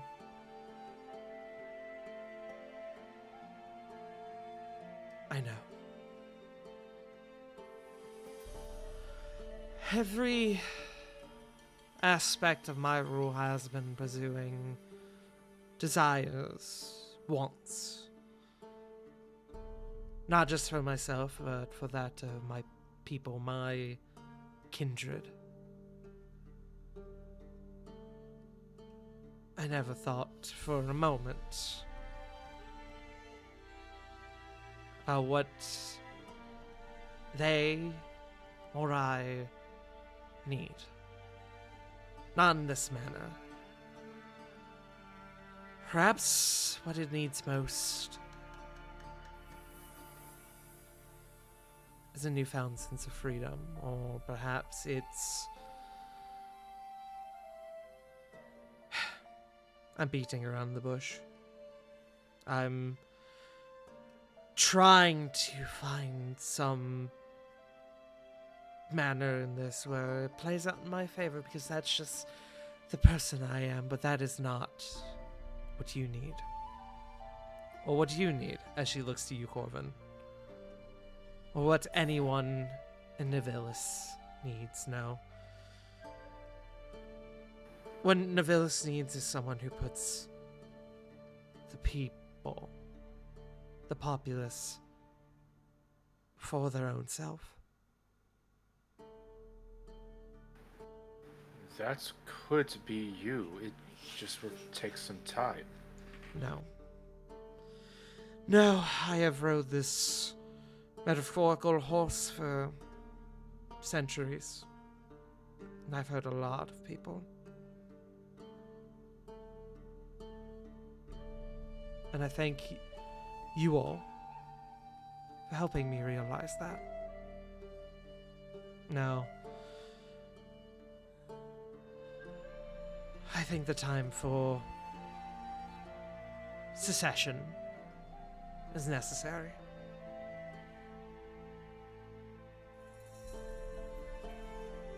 And she looks to Druilla. What? You can't mean me. No.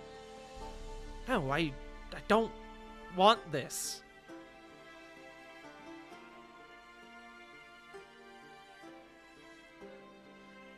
Corladora looks to her and goes, I know. And I'm not going to force it on you. And you watch as she kneels, drops down to her knees. And the full height of her shrinks down to that of an average person.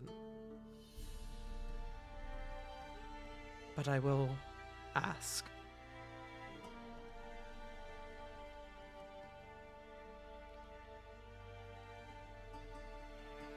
You are one of us. You know more than anything about the pain that I have put you through.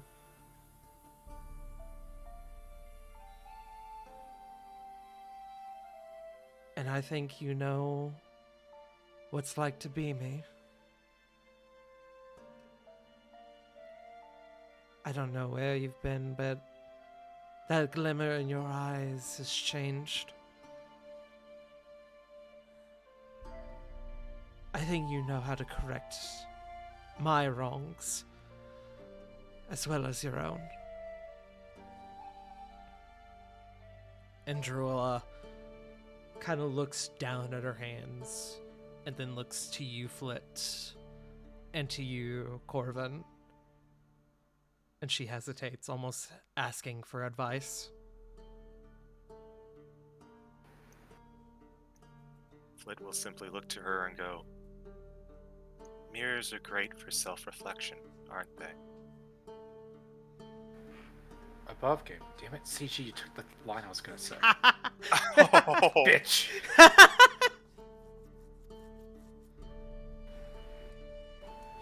Corvin will just look towards Druilla. If you deem it so, you do have a mighty head start. I've seen your vision. I've seen what Nivalis could be. And frankly, I think it was, despite other aspects, I think it was for the better.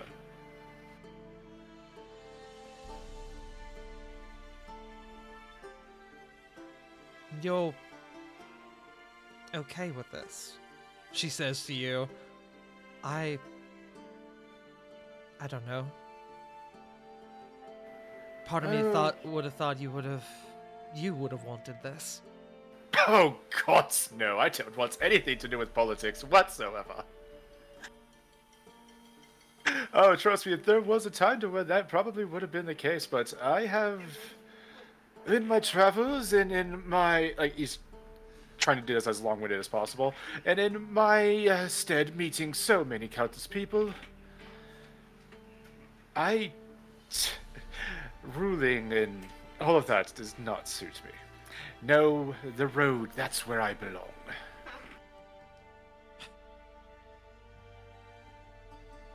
She lets out a small, like a single little breathy laugh.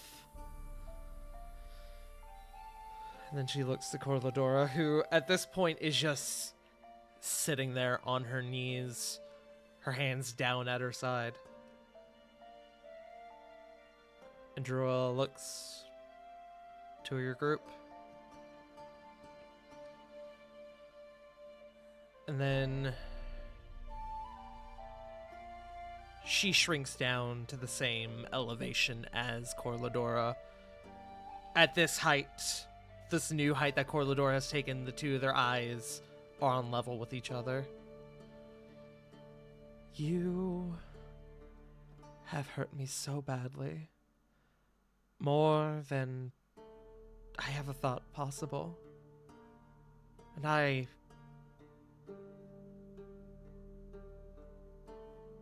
can't ever forgive you for that.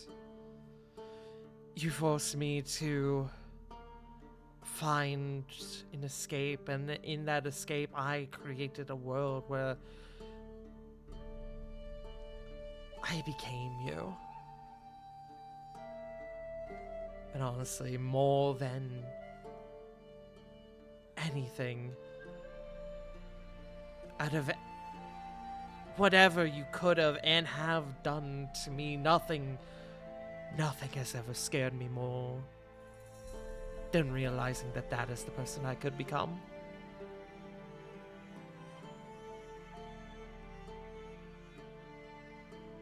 I will accept this power, this position. But I swear that I will be better. Because no one should ever have to put up with what you have done. And that is a promise from a fae, so it is binding. Binding to one's own soul.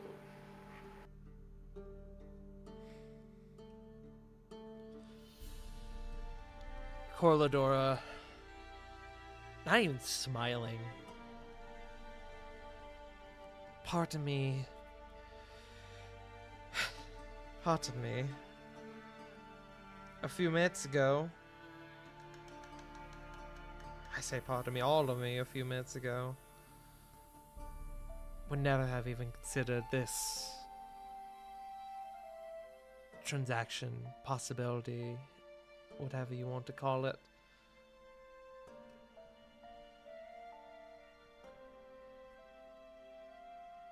And then she looks up to your group.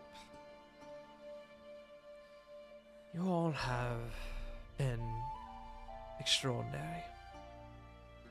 More than I could have ever envisioned.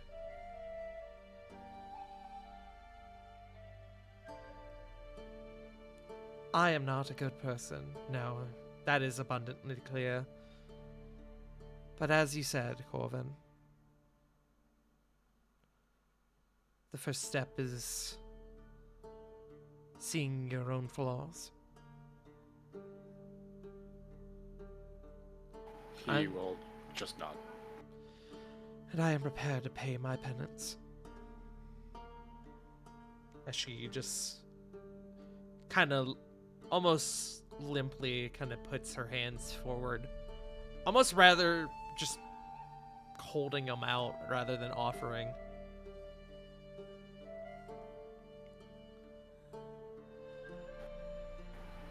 So, Mistress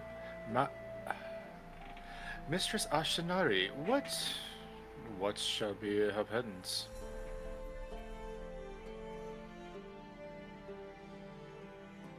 She is to divide her own penance. She is to give up this position,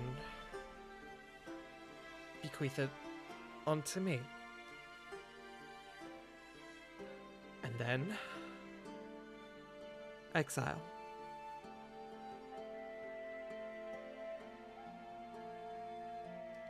I think, Corladora, I think you have a lot that you can learn about the material plane. I think it has a lot to teach you. Corladora looks at her. I hope you're alright. If you're looking for a place to go to, Dry Hollow is a magnificent city that would definitely be a little familiar to what we currently have. I think I know where I'll go. But before any of that, a transaction must be made. And Drua looks down at Corladora's hands, and she takes a deep breath before taking Corladora's hands in her own.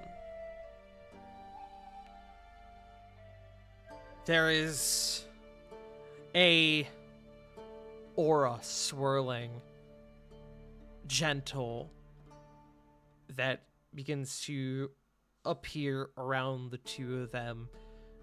The one from Corladora far more intense than the one from Druilla, and as whatever this transaction, ritual, whatever you want to call it, as it continues, the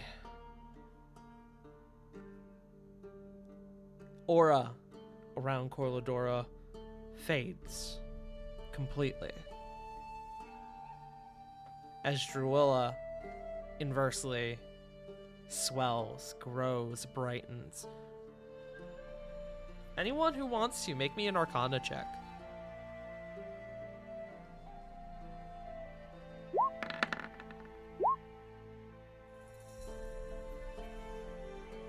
Nothing.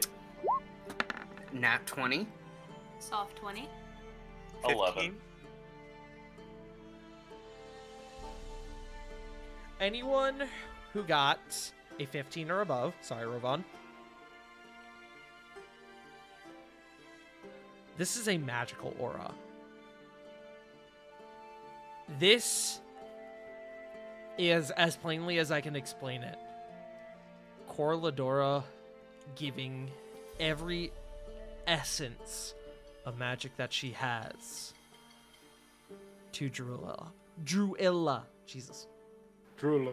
Druilla. Leaving all but a singular mote.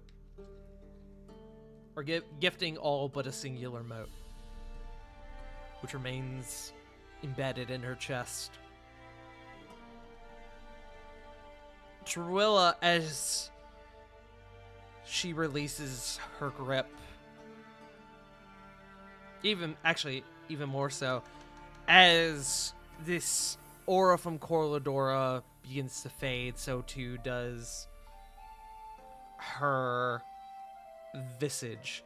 You see her clothes, rather than this beautiful green dress and brilliant blue and red cloak that she has created for herself, they shrink down, they become weathered, old.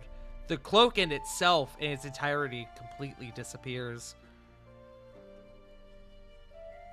If you didn't know who this was, you would mistake her for perhaps a homeless person by the time it was done. And yet she's still hot. She is still quite attractive. There's Just no escaping that. The nature of elves, man. Yes. Yeah. As for Druilla, as she stands, the dress that she wears, begins to stitch itself. It becomes whole again, covering up the scars. The scars which you swear any who could see begin to heal somewhat, as shortly before they are covered by the new threads that are seemingly magically created. This dress that she now wears resembles more closely that she wore in the mirror, but as before where it was almost intimidating to see, now it's welcoming, friendly. There's almost a aura that emanates from it. As she stands up, a silver, you could call it a crown, now fits upon her forehead. Almost more resembling that of perhaps a tiara.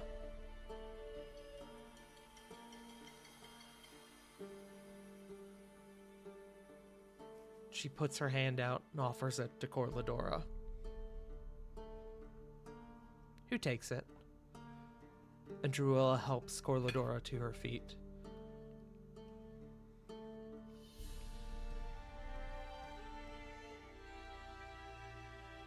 Corladora kind of looks Druilla over and goes, "Look at that. It suits you."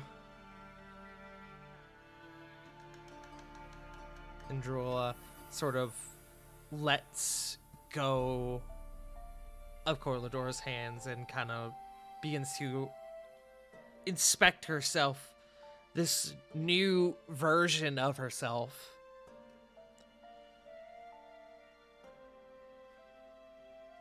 I'm not sure what to say, really.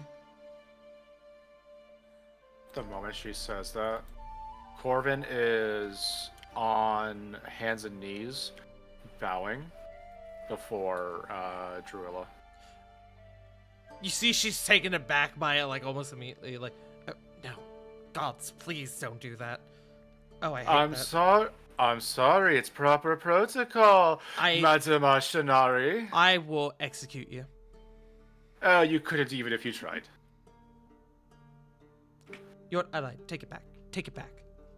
To which Corladora actually emits a small bit of laughter. No, I believe it's far too late for that. A face word is binding, Madame Ashanari. Oh boy.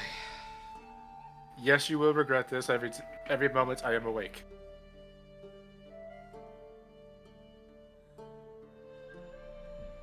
You see she looks back down in her hands and kind of inspects the palms and the backs of them over and over, almost like it's mesmerizing to her, like it's confusing her. Well, not quite sure what to do now, I'm going to be honest with you. I did this for who knows how long, I guess about 10 years. Now it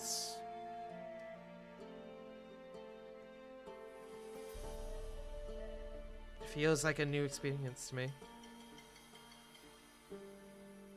I suppose that makes it a good thing then. I suppose so.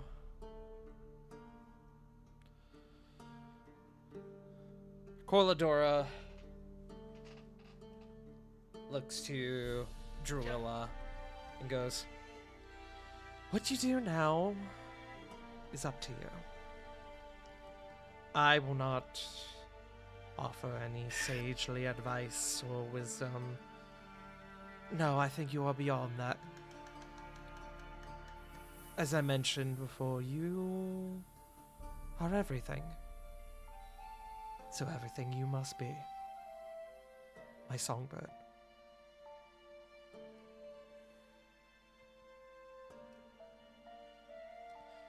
Druilla takes a deep breath. Songbird.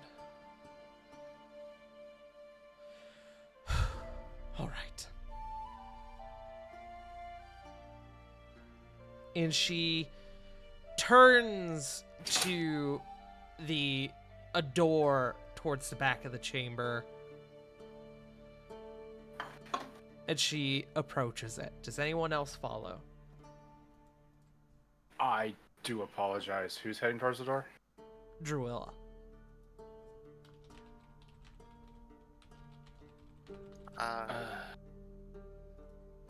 Flit will follow if it seems appropriate.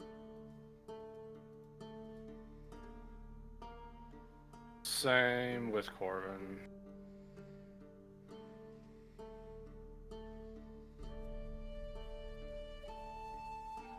Does anyone else follow?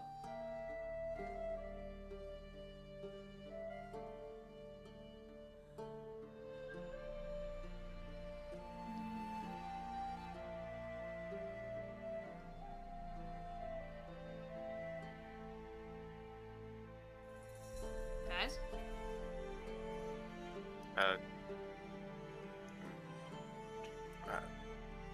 I mean, if the whole group is going, Lily would follow. I think Ravon would stay back for a little bit and let them have their time. Okay. Honestly. few of you follow, a number of you stay.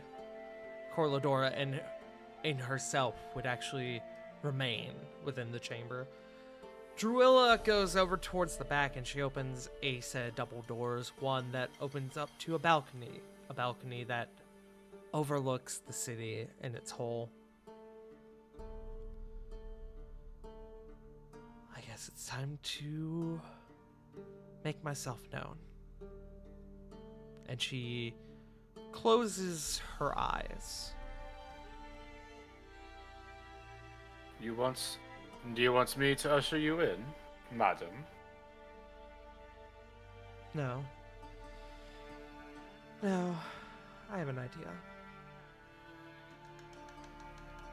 She closes her eyes, and everyone, this includes folks in the party, you'd hear a voice emanate in the back of your minds. One familiar to you. My kindred. Novellis. My name is Druilla Ashinari. Some of you may know me as Corladora's songbird. Her siren. It is my responsibility and my burden to inform you that Corladora is no longer in power. It is also my burden to inform you that Corladora is not the merciful queen she would have us believe she is. The role of the songbird was to enchant the populace of Novellis, utilizing high-level magics that she once provided. These magics kept you all from thinking freely, keeping you all enraptured by her beck and call. No longer. The chains have been broken, and Corladora has ceded the throne to me. I realize that this is a lot to take in. And I will not lie, the times ahead will be a struggle. Trust shall be broken and earned. However, I promise you, what is to come will be better for all of us. I swear to always be fully transparent and put the people, you all, first. Do not be mistaken, despite my title and this throne, I am one of you. And I will do my best to prove that to you. Novellis is my home eternal. Thank you. And as this last phrase sort of echoes out, she looks to you, Corbin. I promise to make you proud.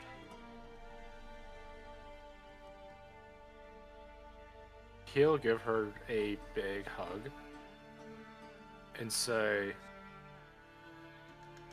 "You already have. Just treat our people better, the way that you've always dreamed of." So if... Hang on, I gotta get the stupid name right.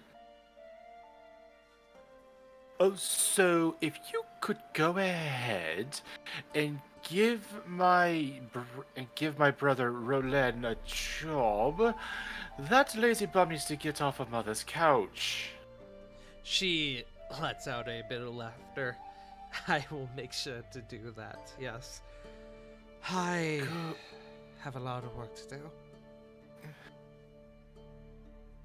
Corbin, you can already see from this vantage point, you as well, Flip, there are already people in the streets some ways away, stopping and now turning their attention to the... I'm gonna call it a castle, but it's not really a castle.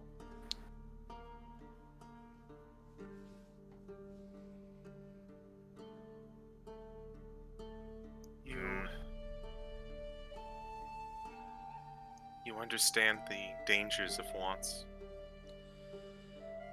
We know More what than people anyone. need. I think. Go ahead. I know not everyone is going to be happy with this. But I'm going to treat them fairly. They'll come around. I sure hope so. And for once, I might be interested to see what the city has to offer. You will be Thank most welcome in it. Thank you. And thank you. Thank you. Flit, as you see this, you see Corvin suddenly taking off in flight towards the city. Well, okay then. What? Oh gods, what is he doing? No. No. Brace yourself. Corvin, if you would. So minor illusions of fireworks are just going off as he fucking as he takes off. Like it's like it's coming out of the soles of his feet, and this banner that just says all hail Drilla Ashinari, Queen of Nivilus. And he is just trying to get everyone who's gathered in front of the palace to just cheer her. Performance check. You know I gotta make you do it. Yeah, I know. Ba ba ba ba. 22. It is a wave of cheering as you see just countless of people exiting their homes. You know that a good chunk of the populace have been wanting something like this for a long time, though most of them remained quiet. This is a new experience for them. More than that, this is the end of a centuries, generation-long reign. This is the coming of a new age for Nivilus. And while you do see the occasional person who's almost distressed, considering what has happened, it is dwarfed in comparison to those who are ecstatic about the reform. And Flit, you just see Druilla kind of put her hands up to her face and kind of lean against the railing. I hate him so much. That's okay. We all do.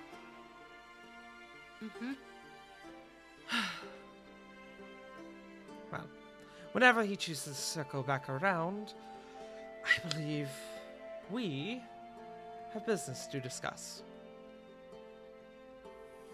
I think that would be a wonderful diversion from what is probably about to be a whole heaping helping of work for the both of us.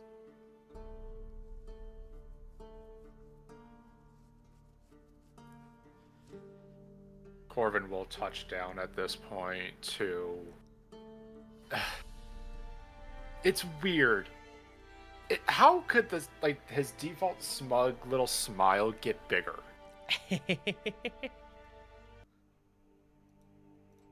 As you guys sort of reconvene in the midst of what is now Druilla's throne room, which as she looks around, she goes, I'll need to do some renovations, but there's time for that later. So, a violent hunt. Ugh, I've always hated the term. We may need to scrap that idea entirely, but that's, again, business for later. You all deserve a reward. I believe if I may, part of the previous reward discussed was knowledge about something known as the Enigma Gate. and he'll use minor illusion to kind of produce a 5-foot square small model of it. Yes. Apologies if this isn't up to scale, but it's something that seems to warp time and space itself, and seems to be binding people to it.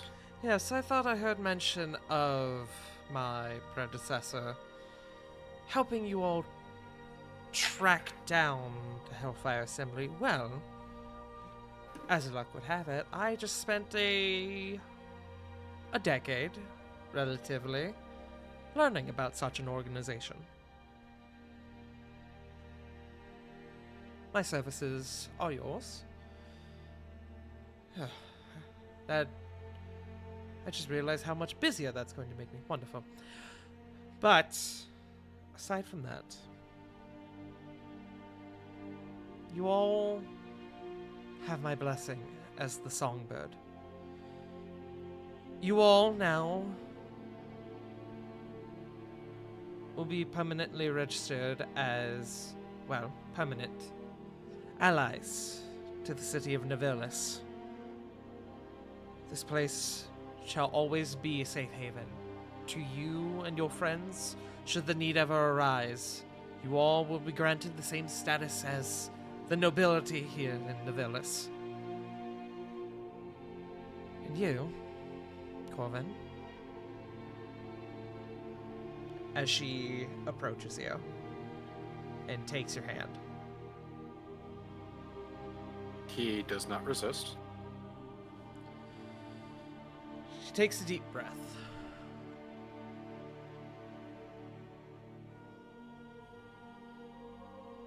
I'm glad that you and I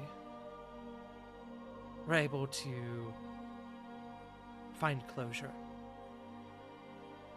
That being said, and she full bore just goes into kissing him. No subtlety, no.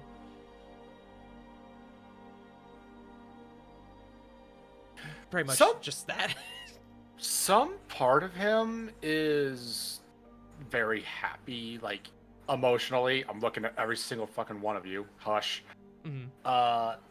Like emotionally speaking, like there's like some part of him that like feels like fulfilled, as if it's been this something that he's been wanting, that he's wanted for the longest time, and he finally got it. But then another part is kind of guilt. Like he feels very, very guilty about it. It's kind of written all over his face, and it's like knowing Archphase, it'll be like a moment, and like the moment she backs away from it, he's just gonna have this like, ew, I just kissed my sister look to him. Like full on scrunched face, like, was that necessary? Corvin, as you pull back, you feel like something has been given to you. Not herpes. Oh, I was gonna say that's gonna be awkward. Greater restoration, right? Syphilis. Yeah. That's not how you contract syphilis, punk. I I don't know how to know. tell you. That's not how it works. Nope. That's how any of this works. That was for me. As for you, well, Corvin, you have received a boon. Your boon. Gift of the Songbird. Your attachment to Nevelis has grown stronger than ever before. The Siren Song now empowers you. Corvin, once per long rest, if you were to fail a saving throw, you can now choose to succeed instead. Legendary resistance, let's go! Corvin Oh just my got God, a yes. legendary resistance. In addition, your Vicious Mockery can now permanently be cast as a bonus action. Oh, fuck. Finally, casting Plane Shift to travel specifically to Nevelis no longer takes a spell slot, and you can transport more than just yourself. up to the standard rulings of the spell.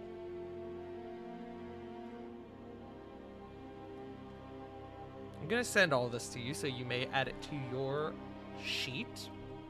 I'm currently typing it as we speak. Shit. Like, so, is it still like that once a day thing to go there and back? Or is it just like at any point? It's at will, my guy. It's always been at will. Just now, you can also bring other people with you.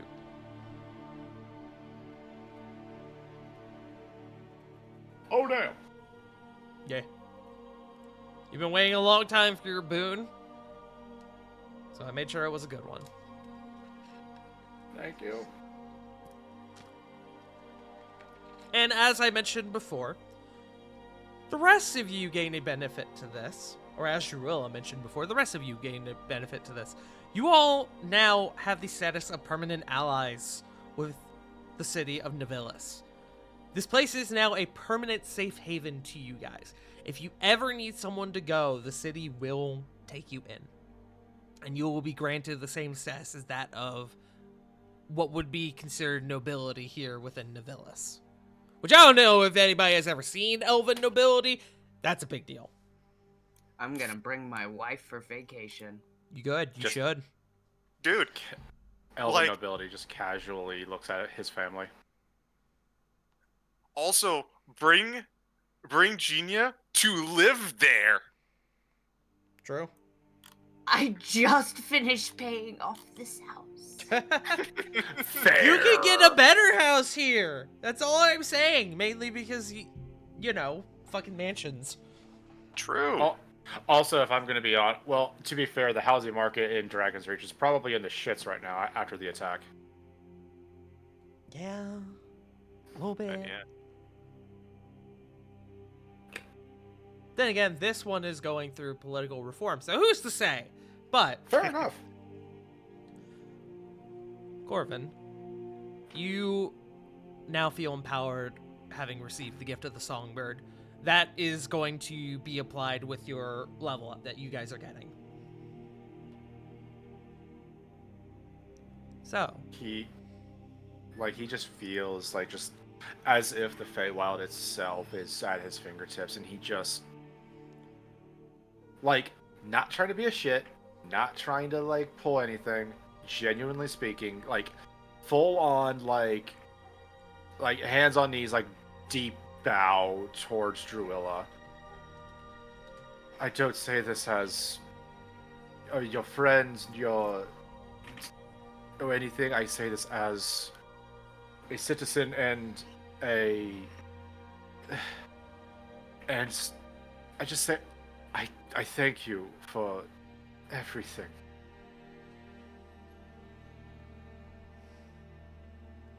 thank you.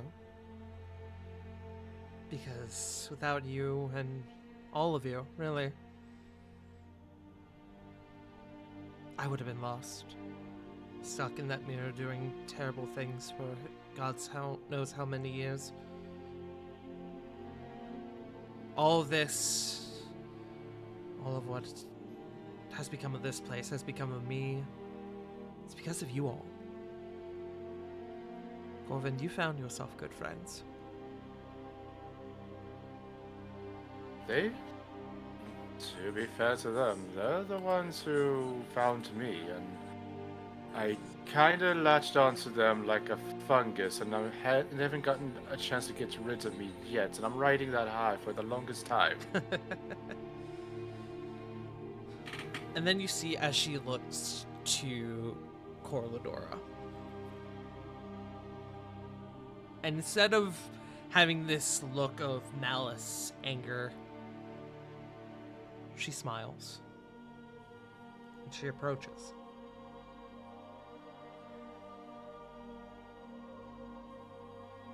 So, I will grant you the courtesy of, for your exile, letting you choose any location in the prime material that you wish to be sent to.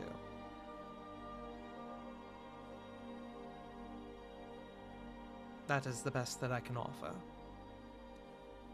And Corladora thinks for a moment. And then she kind of gestures for Juwilla to listen closer. And as Juwilla leans a bit closer, she whispers something in her ear.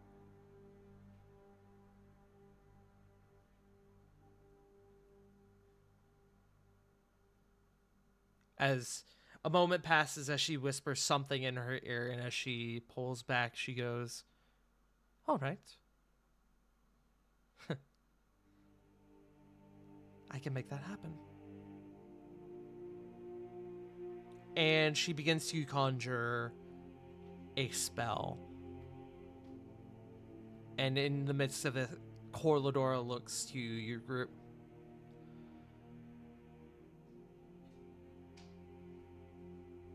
And then she looks to you, Flit.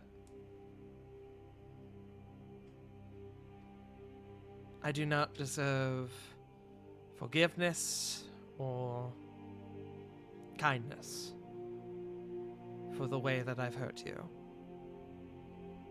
I will not ask for it. Maybe not. But it is still kindness is still mine to give. Then you are a better person than I could ever hope to be. But I promise to you, and to you alone, not as a former Archfey of the great city of Navilis, but no.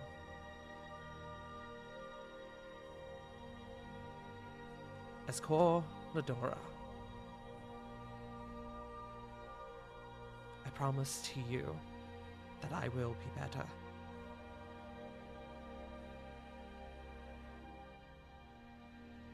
So we'll simply smile and nod acknowledgingly.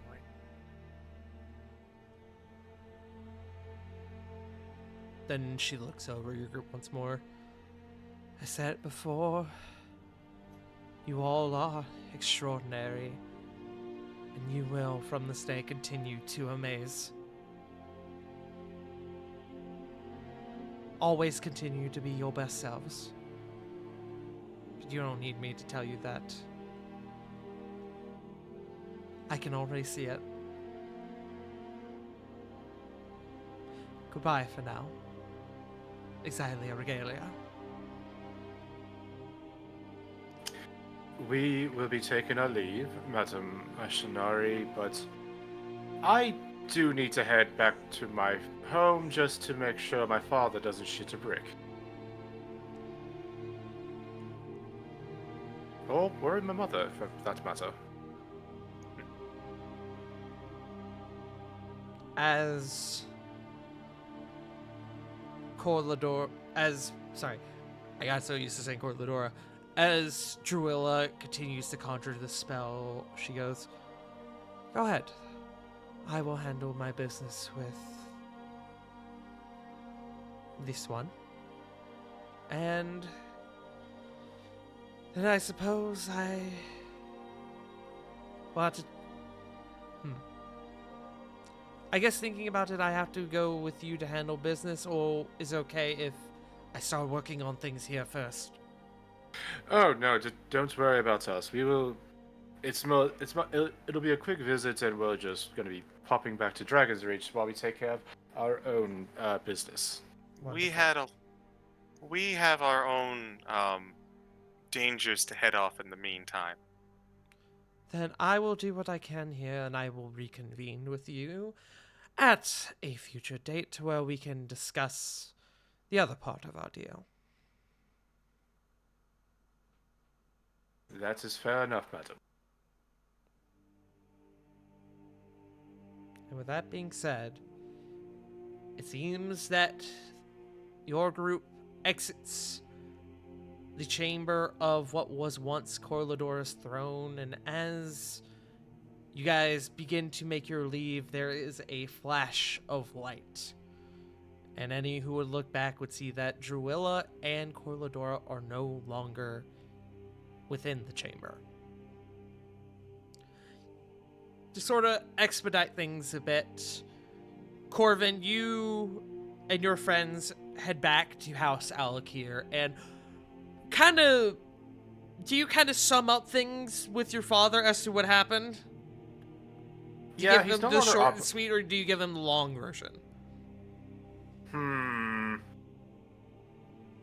I want to give him the long version, Okay. like just weaving a tale, ups and downs, pretty much giving him all the information just to see the look on his face and to give him a lot more worry and pause. Oh, he's sweating by the end of it. Oh, I was hoping so. But at the end of it, he takes a handkerchief and he kind of wipes his brow and he approaches you. He takes a deep breath and he puts his hand on your shoulder. You're a good man, Corvin. I learned from the best. As he kind of gives his dad a look. Please, your mother's not here. You can tell her that when she gets back. Hey now. You have no idea the actual impact that you've had on my life, besides mother. Yes, you haven't had the most time for us. I mean, to be fair, look at all of us. He just points to the gaggle of fucking goobers that are just hanging you've around. made your point, Corvin. Anyways, I am proud of you, son. Just hugs his dad. He will give you a genuinely firm hug back. Now, based on that look on your face, I can tell that you also have other places you need to be, so please, don't let me hold you up. You unfortunately got my... not poker face, rather, but... you got my look. The look being... anyone can tell when you have somewhere to be. And you look like you're about to shit your trousers, so I suggest you go handle your business. I appreciate it, Father. Also, if, I do hope that you also would extend the same kind of courtesy that you extend to me towards my friends here. They are... I mean, without them, I don't think I'd be here right now. He looks to the rest of you. Yes, your group has had quite the impact on you as well as you them. As far as I am concerned, the rest of you are family. I thank you all from the bottom of my heart for taking such good care of my boy.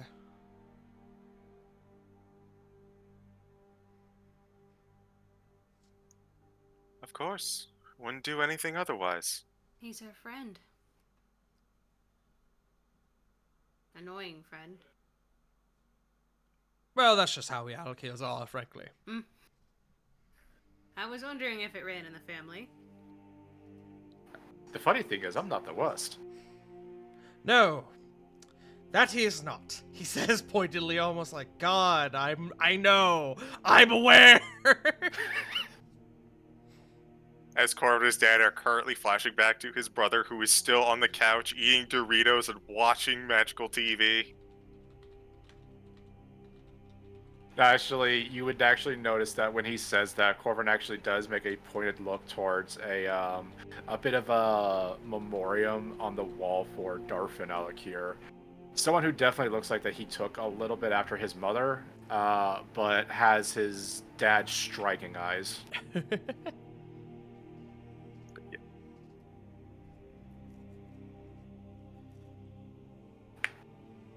Alrighty. But if everyone's okay to leave, Corvin's just gonna look towards his family. Siblings, parents alike, I do bid you adieu. And he'll like grab a random plate, just chuck it towards the wall, and muzzle tov as he casts plane shift out of the home. You all hear, for a moment, momentarily, just before you escape the plane, you hear, "Woo!" from a crowd of Corvin's siblings.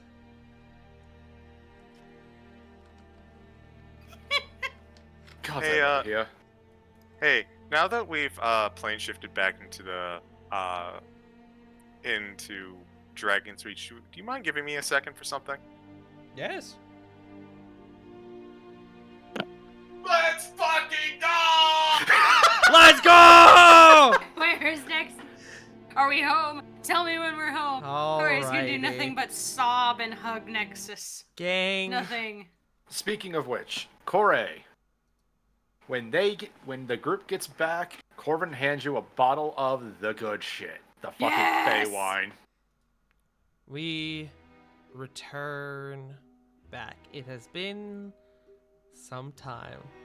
You guys arrive back in Dragon's Reach.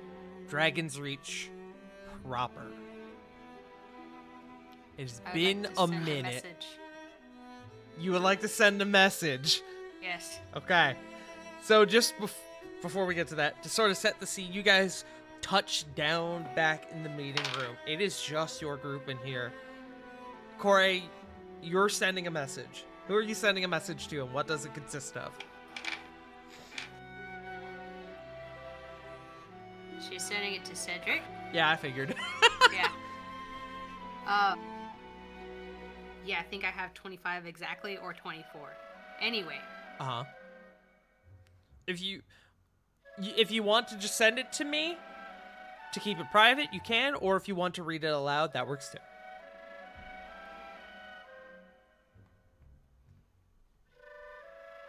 The group can know for above game.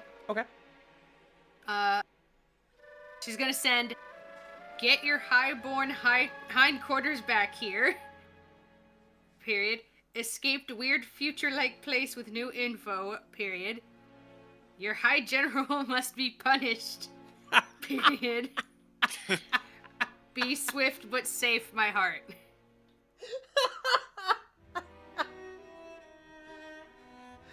Corey, We'll beat the shit out of someone. Corey, you... He'll be lucky if he's not dragged through the streets before Cedric gets back. Corey, you send that message off. And you wait a moment. And then 2.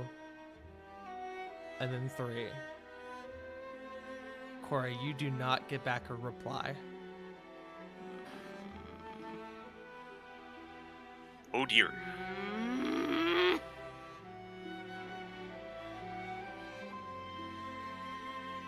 He's gonna pull on Diana's sleeve. He didn't reply back, did he? Just give him a slightly worried look and shake her head. Damn. Okay, I know we just did a lot, but it seems that we still have a lot more to do. So what is the play, gang? We need to let everyone know in the castle what we all learned. At the very least, we should get Reno, Theon, and Nicholas on page, because I'm pretty sure that they were here when we left. I believe so. Here. Let's go gather all of them into the meeting room and just urgency. We know we've got a lot of stuff to go over. Okay. Corvin will make a break for Theon. I'll go grab my boyfriend. Okay, who's grabbing Nicholas? Or him. Okay. I can zoom in and just carry him. Oh, hi, Corey. Swipe. He's just got whatever the hell he was working on still in his hands, mid-turning screw. Wait, Yeah. Okay. Corey, you are able to grab Nicholas. Flit, you are able to grab Reno. Both of which are happy to see y'all. And worried, considering your demeanor. Corvin, you are not able to find Theon.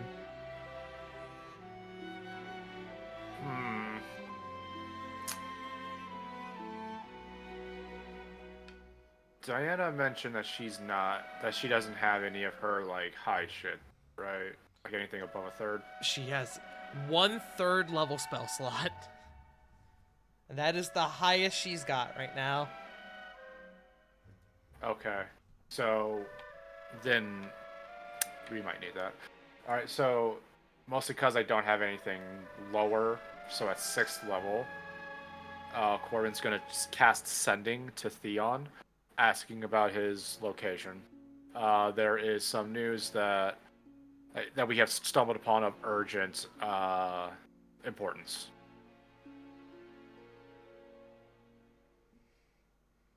You'll get a message back stating, I am in a bit of an urgent situation myself.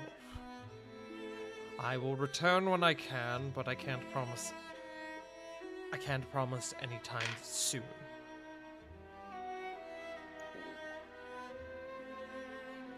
I don't have a spell slot to do that. Above game, if y'all need Diana to send a message, she has 1 3rd level spell slot.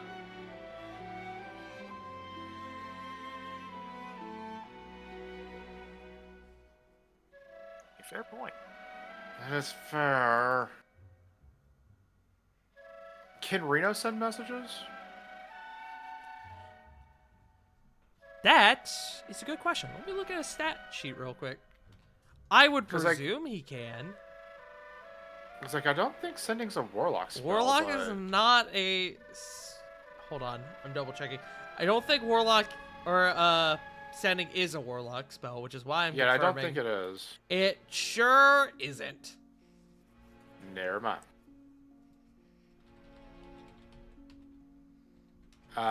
Corbin will return to the group, saying, Theon is apparently indisposed with an urgent thing of his own. Reno I will didn't speak get- up. Theon is overseas, dealing with the war effort. What is going on? We know Oh, who the he's mole in- is. He's in deep shit. We know who the mole is. And we know what Cedric is doing right now, which is not good. You hear Nicholas go, well, that's great! We can take action, right? Yes, but we have to save Cedric from himself. Yup. From... Is Cedric the mole? Is that what you're implying? Nicholas, you are like 1,000 times more smarter than you're trying to be than you think you are right now. Reno kind of takes a breath. Okay.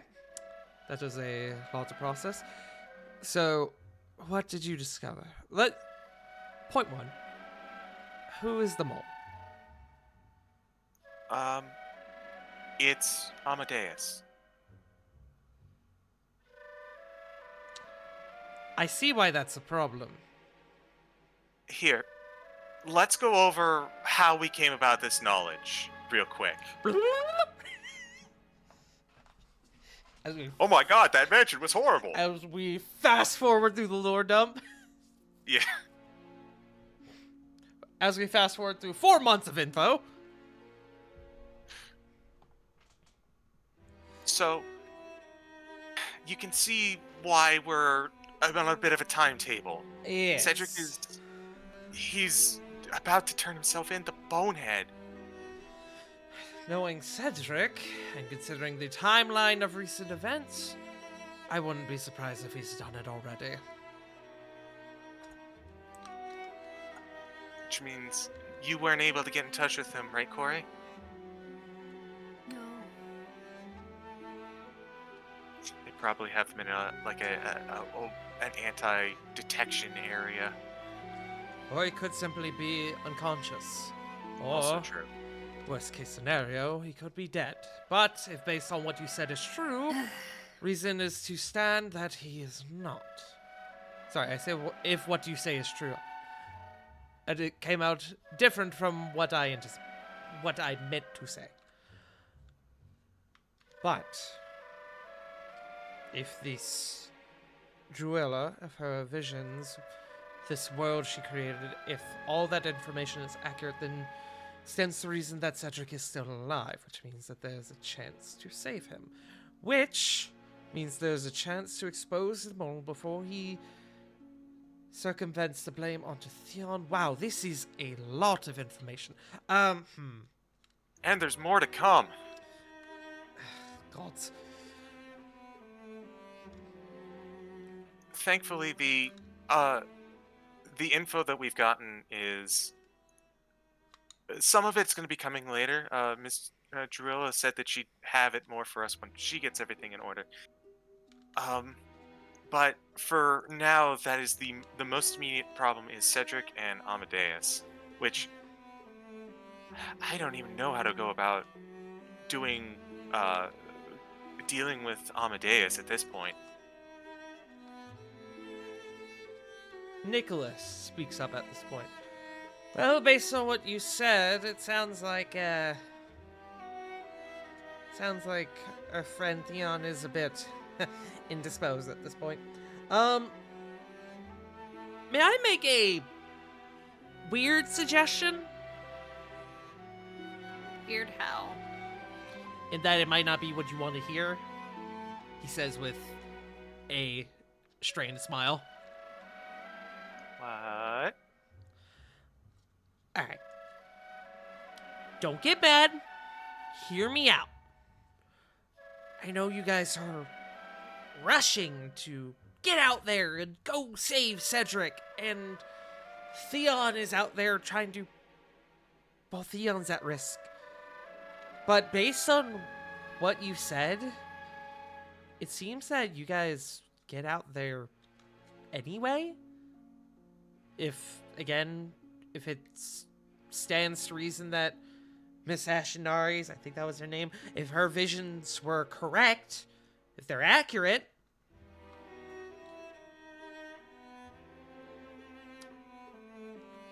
what am I trying to say?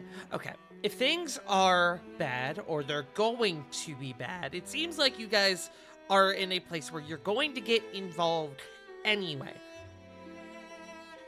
So, if I may, propose that instead of now rushing into a literal war zone half-cocked to fight a warlord to save a king, when you guys, I can already see, are a bit worse for wear, maybe you guys should rest. Prepare. If you know you're going to go into war anyway, maybe you should prepare for that. I don't know, go see Arxes, go get some stuff. Because based on what I'm hearing, I mean, knowing Theon, he's likely going to come and let us know anyway if Cedric's captured. Right? Flick kind of bites her tongue a little bit. She goes, "Yeah, you're right." Like, again, Wait. I know it's not ideal, you know, a friend's in danger and I'm telling you to kick up your feet and relax, but... And you don't have to kick up your feet and relax, but I think it'd be better for everyone if you have this information that, based on what you said, I guess we weren't able to get before. If we were outsmarted, now is the time to take advantage of it, right? True.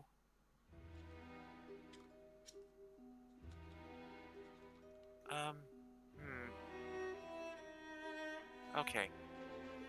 We have a lot of other stuff to go over anyways, and we don't even know where Cedric is right now, so it's not like we could, just teleport to him and save the day. We're all really beat up. Especially Reno will speak up. I concur with Nicholas on this. While I am worried about Cedric's well-being, if the worst is already past, or if we're heading towards such a outcome, perhaps you should prepare for said outcome.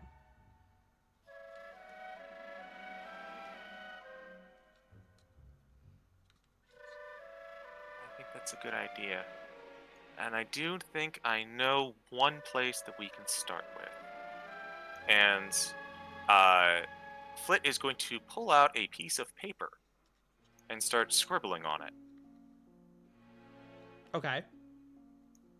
I would like to see if I can draw a facsimile of the brand I saw.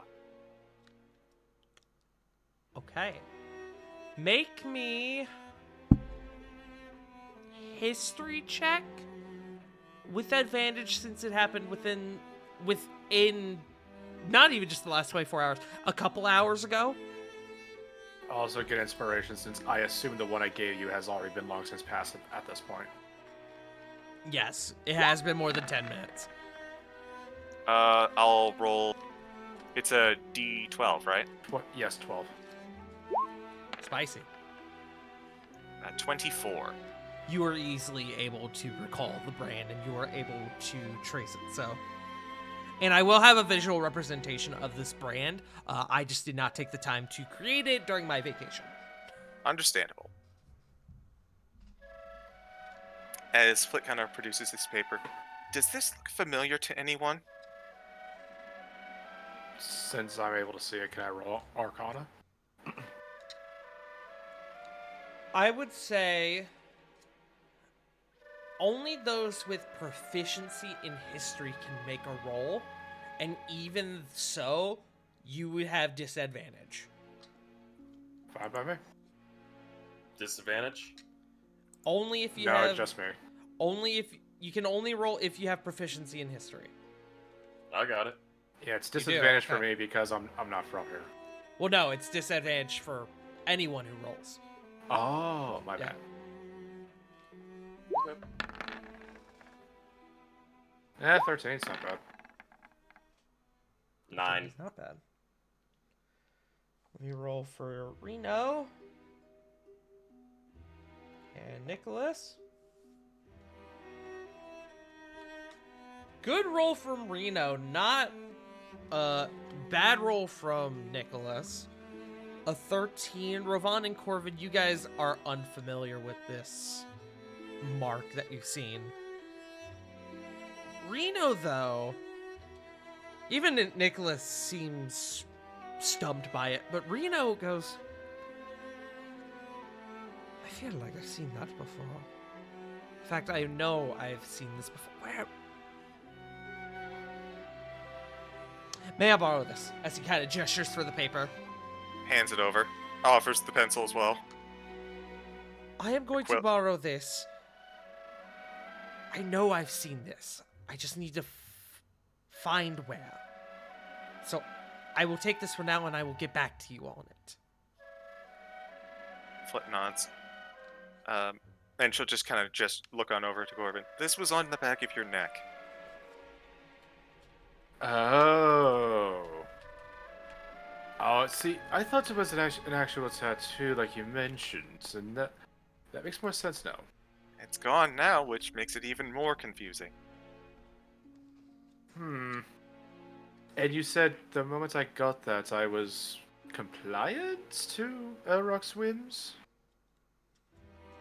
I think the moment I saw it was when you came out of the flask, and that was when you were, like, compelled not to be a jerk. Listen, I wouldn't say that I was a jerk. I was just... You were mind controlled. Just, come on, accept it. No, because that means somebody else had actions over my own being, and I refuse to accept that. He's got a point. True.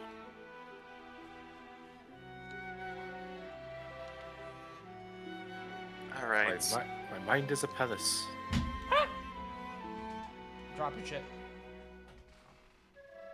Well, I think other than resting, and I guess we should probably go shopping too. Just, it feels so terrible to just sit in our hands, but it really is the best move.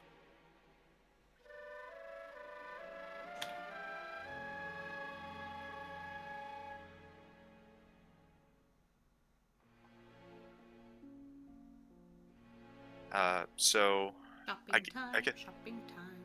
I guess, yeah, I guess we're gonna head out to do shopping before we quickly, like take the rest of the day. Anything else you guys want to discuss with Reno and Nicholas while you have them? Well, I've got the list here of stuff we wanted to tell them, but I'm not sure how much of that is covered by the info dump. Yeah, let me actually pull up that list real quick and we can go over that together. Soon as I find it. It's in pinned messages. Is in pinned messages. Yep, it sure is. Okay, so deal with the Druilla / Corladora. You guys are able to go over that in its entirety. Save Cedric from himself. You are able to confide in them. You are able to explain to them what Cedric's plan was, as well as the results of said actions. Confront Amadeus. You have since informed Nicholas and Reno that Amadeus is in fact the mole. Investigate the brand. You guys just did that. Investigate the gift that from Adam that he gave Corvin. You guys would have touched on in your lore dump that Adam gave Corvin a pocket watch. Corvin, you still have that pocket watch. Yep. Utilize information from Corladora. What information specifically? Well, that was when she was going to give it to us as part of the deal. So that's out of the window. Got it. Al- That's to come. Also, yeah, I was gonna say. Also, I believe that was also about the Enigma Gate. Mirrors. You guys want to do shopping? Corvin wants to get spell scrolls from Theon. I assume that's not gonna happen. That is unfortunately not going to happen. Not from Theon, at least. If you can get someone else to make you spell scrolls, then that is on the table. But you would have to search out. You would have to put some feelers out to do that. Either a mage in town or someone close to your party.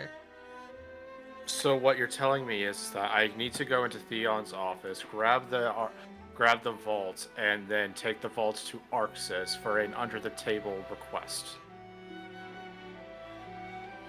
Look, man, I'm not telling you what to do. I'm just saying that you could do that. All I'm saying is No. that you're going there anyway. There's no way in hell I'm breaking into a fucking high mage's tower just to steal a fucking high artifact. That's a suicide mission. I don't want to fucking get my ass blown up. Continuing on this list, Prime. So, what is the information y'all give about Prime?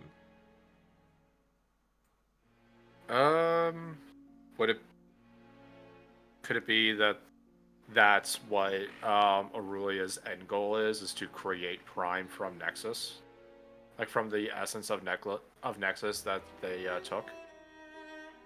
That's what you want to explain?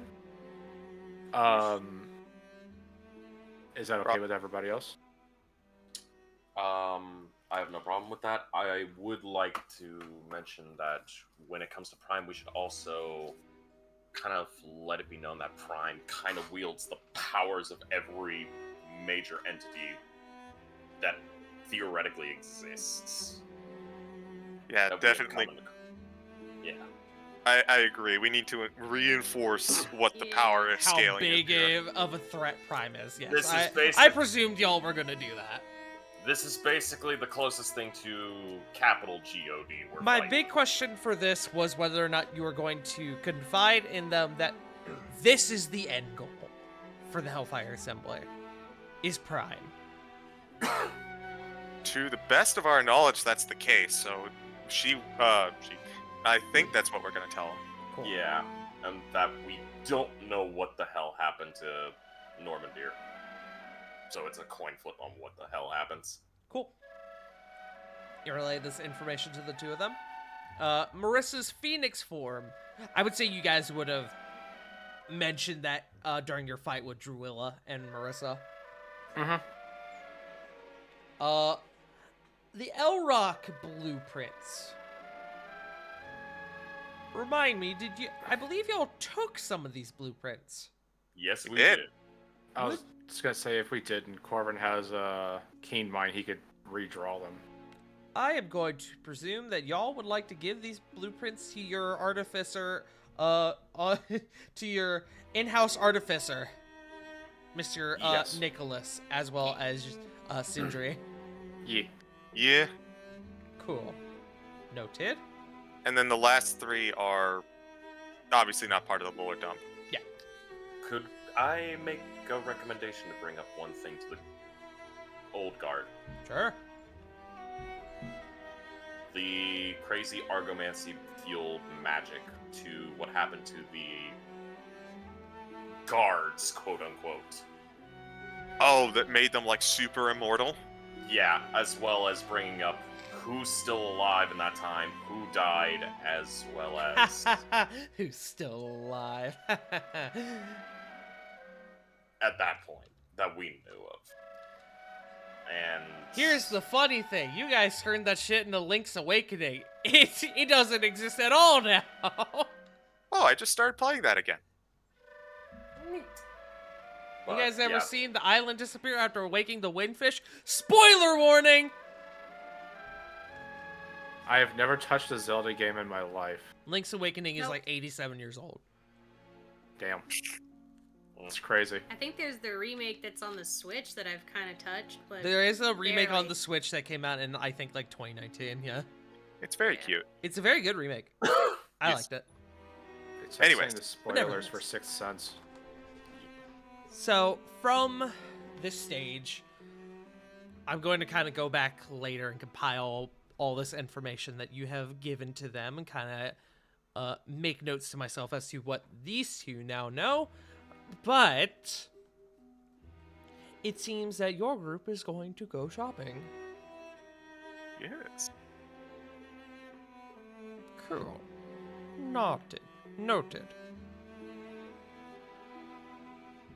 As your group makes your way towards the third wish, Corvin, Mm-hmm. you receive a message from Uh-huh. Theon.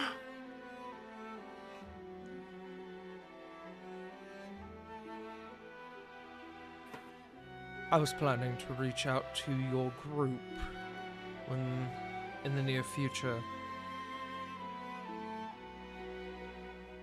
2 days. Prepare.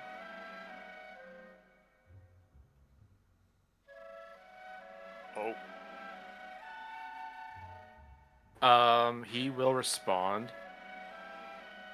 Understood. In those 2 days, make sure Cedric doesn't do anything stupid. Keep him at the camp if needed. Or die, or our druid will do something stupid. I think that exceeds 25 words.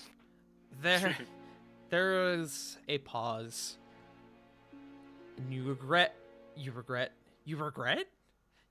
get. I regret a lot of things, man. I try to say you receive and you get, and it turned to regret. You regret! I mean, Regret messaging him. He sends you memes in your brain. oh, He sends you- oh he god, sends it's you a funny bird going, "You want some fuck?" no, it's Theon, so it's like it's Theon, so he sends me like old memes. He sends me fucking cat has cheeseburger. you get a message that says, "Theon Dragonhawk has poked you on Facebook." Fucking, he literally sends me a fucking image of a frog and goes, "Oh shit, it's that boy. What up?" You just get hear- you receive a message from Theon. Actually, hold on. If I had been putting the fear of God in you guys before I got to do it again. Ah shit. You receive a message from Theon. I'm afraid that Cedric's plan has already taken hold. He is now within the confines of Skull. That is why you are needed. I'll be there to collect you as soon as I can.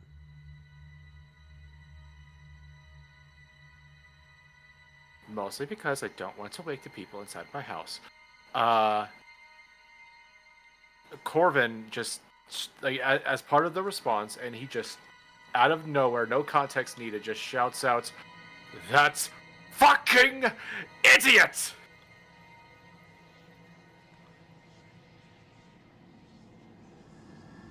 And I think we all, as a group, know what that's about. You sure do. Cora's head just slumps. As you are all presented with this information, you guys have 48 hours to prepare for Theon's arrival in Dragon's Reach. After that point, y'all go into war! War arc! But What is it good for? Absolutely nothing. with that being said, you guys have achieved a mighty feat today. It isn't every day that an archfey is succeeded by a mortal. And it will have, I say repercussions, but that makes it sound like it's a bad thing. But it also leaves it ambiguous when I say it like this. So, repercussions for the future. Consequences. The intent does not matter, merely the consequences. That's from God of War Ragnarok. Anyways, with that being said, that is where we are going to end for tonight. Who, boy, y'all. Corvin, your ex is now an archfey. Okay, so it technically wasn't an X. I know, but Would It's be easier. almost partner rival? / muse. I think Mostly rival muse. is a fitting term. Rival / bestie, Child- yes. Childhood friend, bestie. But, with that being said, thank you all for joining us tonight. I have a bit to discuss with our group before we disperse, but we can do that after we do outros and all raid. So, let's send it around the table. Let's start with the man of the hour. Let's start with Joe. Thank you all for dealing with my bullshit for this arc, because it was a plentiful. So thank you all. But hey, YouTube, you know what you also could do to in turn of these things? Give this video a like, subscribe to this channel, and ring the bell for Farting Tart's YouTube channel, because he posts so many good videos, not only the VODs for these streams, but also the VODs for Rascals and Ravnica, as well as his streams with Johnny the Borfin Boys. I just So posted go a ahead. video today. Exactly! I thought I had You a are YouTube command. missing Whoops. you are missing out on not only great content, but also chill vibes and just overall good times. I'm just going to go ahead and pass this over to someone who told off their abuser, Flit. CG, go. Hello, I am the CG. Fuck Cord Ladora, but also I'm glad that we ended that way. You can find me nowhere. You can find me nowhere because I don't much care for social media. But you can find me on various Good Beans D&D channels, such as twitch.tv/BurnoutVaughn, where we have our Saved by the Spell campaign. Every other Tuesday, every other Saturday. I believe we normally would have this week, but I don't think we can make it. Well, I'll let Frost explain that a little bit later. We can also find me on this channel every other Tuesday for Rascals and Ravnica, except Hit him, CG! we are having a Festive Fantasy 3 this year. Let's go! 3P! For these last couple of years, I've always had wanted to give my players a little bit of a gift in a mini campaign set in the Final Fantasy universe, and this year is no different. But what is different is that this year they're going to be level 20, and they're going to have to deal with what shenanigans I have cooked up. Thank you very much. Pay me. tune in Tuesday the 5th for our first session. Let's go. But that is it for me. I pass it on over to Frost, who I mentioned earlier. Hey guys, Twitch, Twitter, JFrost747. Find me here every Sunday for War of Shattered Sun, every other Tuesday for Rascals and Ravnica, as well as speeches from a previously mentioned good old-fashioned festive fantasy. Looking forward to it. You'll also be able to find me every other Saturday for our Saved by the Spell campaign for our entire group to enjoy. Unfortunately, I have to push the game back this week due to some events kind of coming up that didn't expect, but oh well. But you could find us doing a back-to-back week session next week. So yeah, gonna be fun. But that's everything on my book. River. That's me. I'm the river that makes you quiver, Wicked River 97. You can find me on. I should be back this week. Twitch.tv/Wicked River 97. I should be back tomorrow to finish up Portal 2 with my partner Stolas if they don't decide to get sick again. Health, make that burb healthy. I'm feeding the burb good. All the So yeah, seeds. I should be back this week. And with that, God, did everyone else go already? No, Punk hasn't Punk. gone. Punk, you go.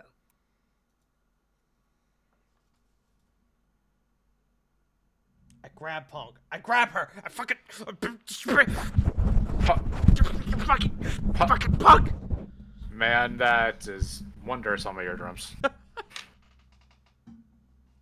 Punk. Make Knuckles. like the CM and come back. I know. I'm upset about it too. I'm conflicted. Punk? Did Punk walk off during outros? Wow. Okay, cool. Somebody show Punk. You can go ahead and find her over at Wait, twitch.tv/punkyarddog. Show. Do it in your What? best, like, epic gamer voice. Oh, go fuck yourself. Okay, give me a second. I need to prepare for this shit. I was gonna do the actual, like, announcing voice, but you fucking... The cursed voice.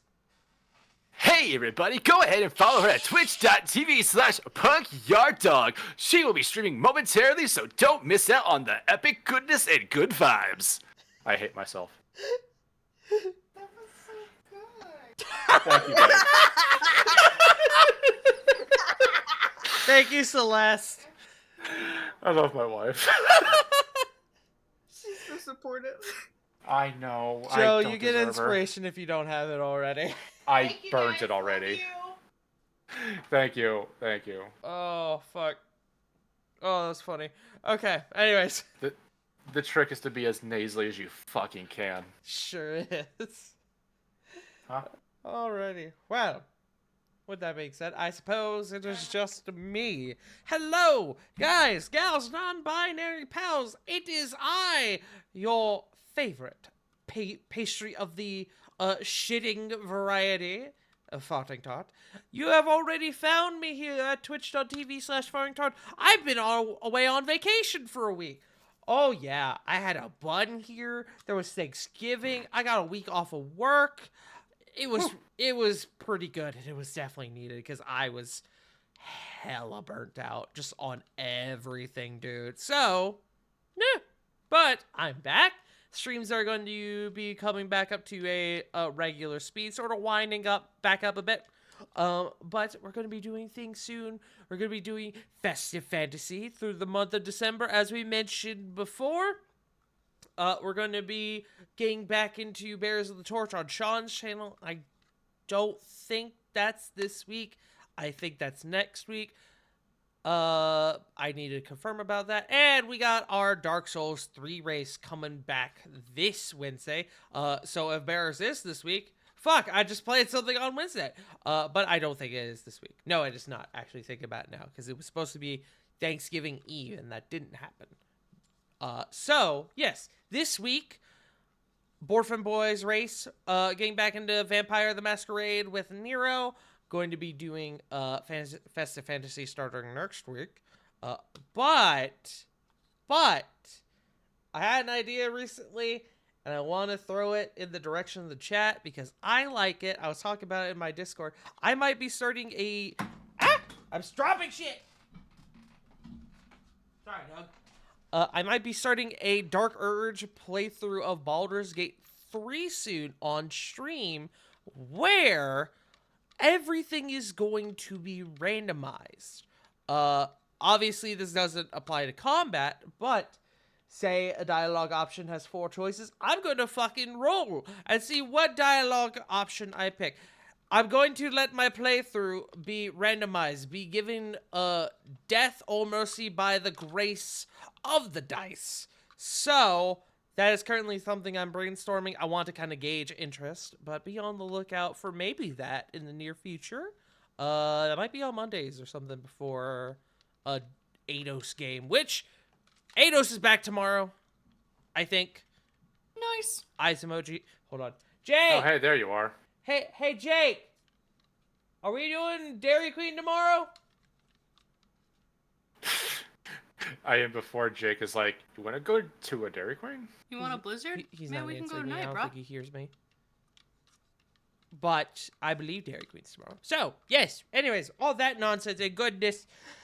With that being said, we gotta find someone to raid. I see, kind of pulling up my list, I don't see a lot of people tonight. I see Alright. Brawl, I see Sasquatch, I see Connor, I see Mildly. Yeah, all I got is Connor and Brawl. Dialogue's confused, nothing else. Shy is streaming, that's true. Shy is also streaming Frog Detective.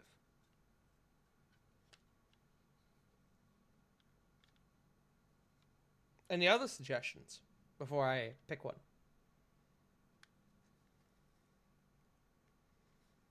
That's a no from me. Nope. I got nothing. We'll raid Brawl, as Brawl is working on Gundam model kits right now. And while I do love Shy has 75 viewers and Brawl does not have that many. So we're going to send some stuff over to... Oh, you're right. Twig is also streaming. Oh, but Twig's got 200 viewers right now. He got the raid. We're not going to do that. Hey, yo, right?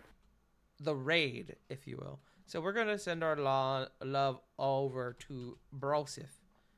Everyone go, show him a little bit of love. Let him know who sent you. We will be back next week with episode surprise 150 of War of the Shattered Sun. Holy shit, 3.5 years, huh? Jesus Christ. Holy goddamn. But, yes. So, we will be back next week for another episode of War of the Shattered Sun. Thank you all so much for joining us today. We love you all so very much. And remember, as always, Black Lives Matter, trans rights are human rights, free Palestine, you are loved, you are valid, and most importantly, if no one told you today, you fucking matter. I love you all, we love you all, and we see you all next week. Bye-bye! Bye.